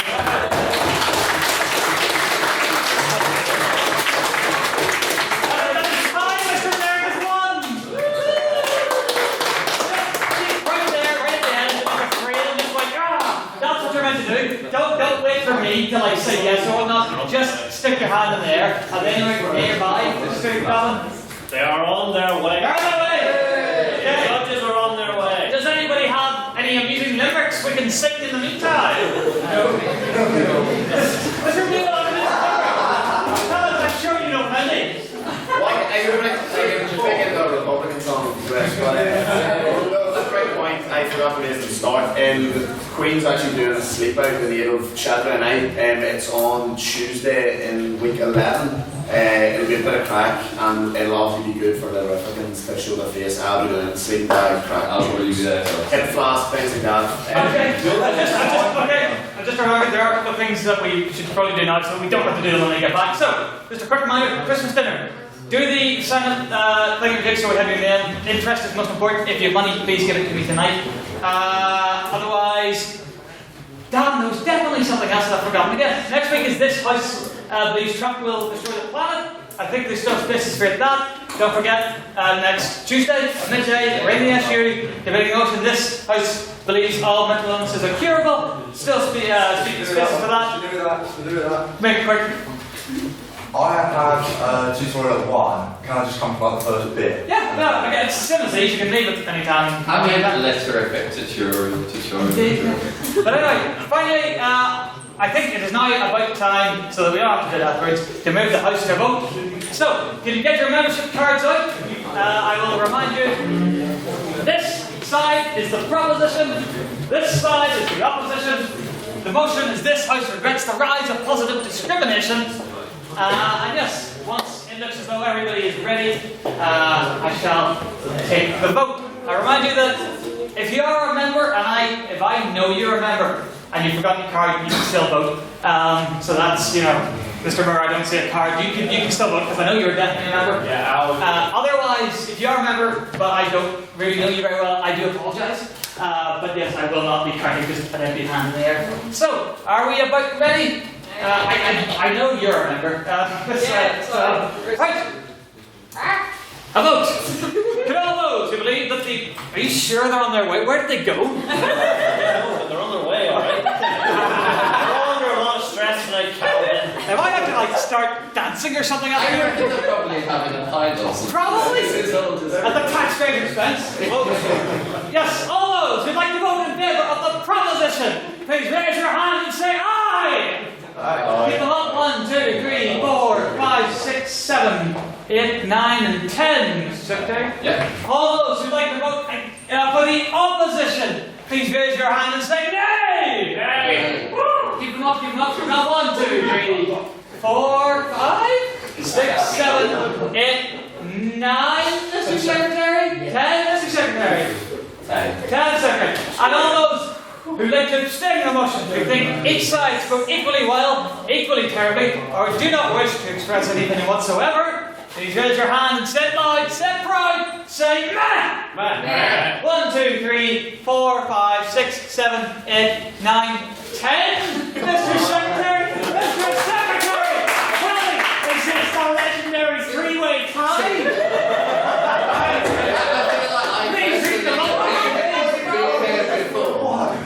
There's 10 votes for the proposition, 10 votes for the opposition, and 10 votes for... Yes!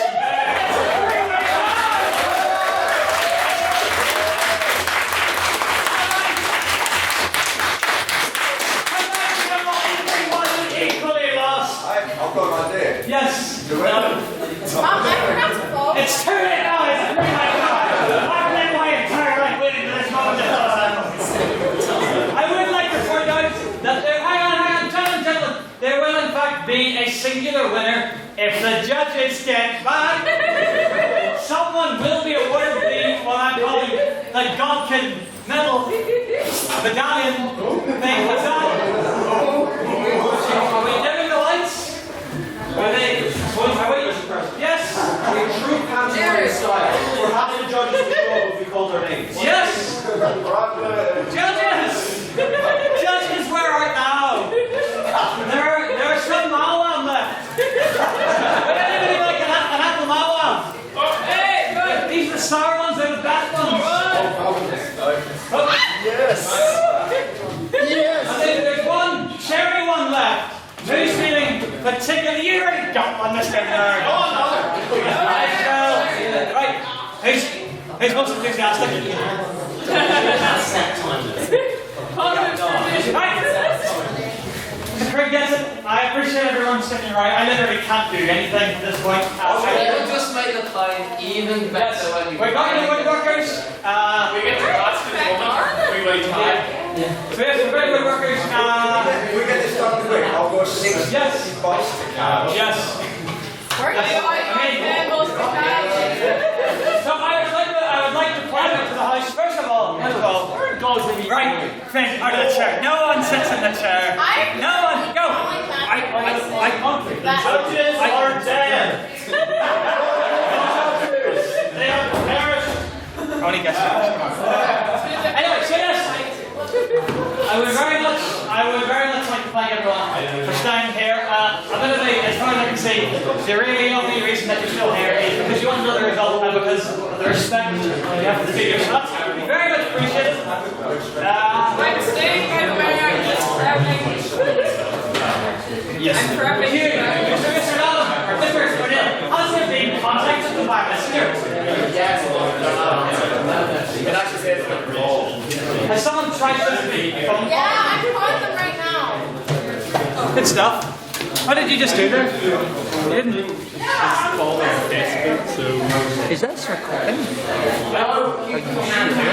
I propose a motion that if the judges do not arrive within the next 30 seconds, that I make the call. So I try to overthrow democracy. You all say, nah, that's not real. You tried it, and I motion was passed. I declare that everyone's a winner. And to quote, by the way, here, Incredibles 2, am I right? Yeah. He said. I was just going to say, the Coke syndrome, when everyone's super, no one will be. So that's basically what you've done, Charles, and you made us all losers as well. Shame on you, good sir. I vote to override Hugh's shameful display of equal opportunities. Everyone's a winner. Oh. I completely disagree. Can I get a second? This is looking more and more like a Right, John, ladies and gentlemen, actually, this is what we're going to do. Seriously, if they are not back here in 5 minutes, the meeting is adjourned and we'll hear the winner next week. Right? Because this is, if the speakers would like to remain behind or if they'd like to be informed before next week, that's fine. But You said the House could be adjourned until they came back. yes. Back on your word. Yes. Shameless.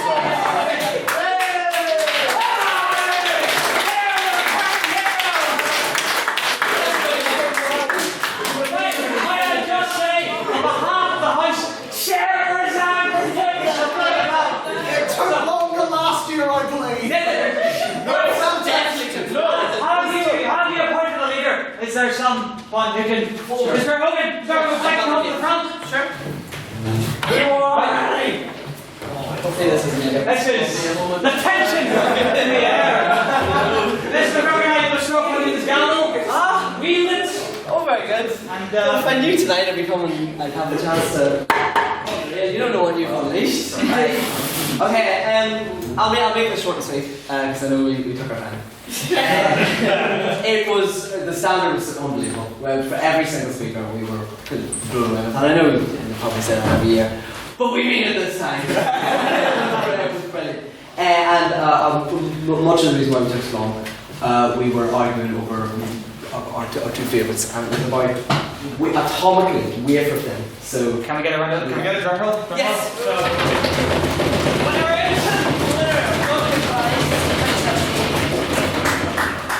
Boy.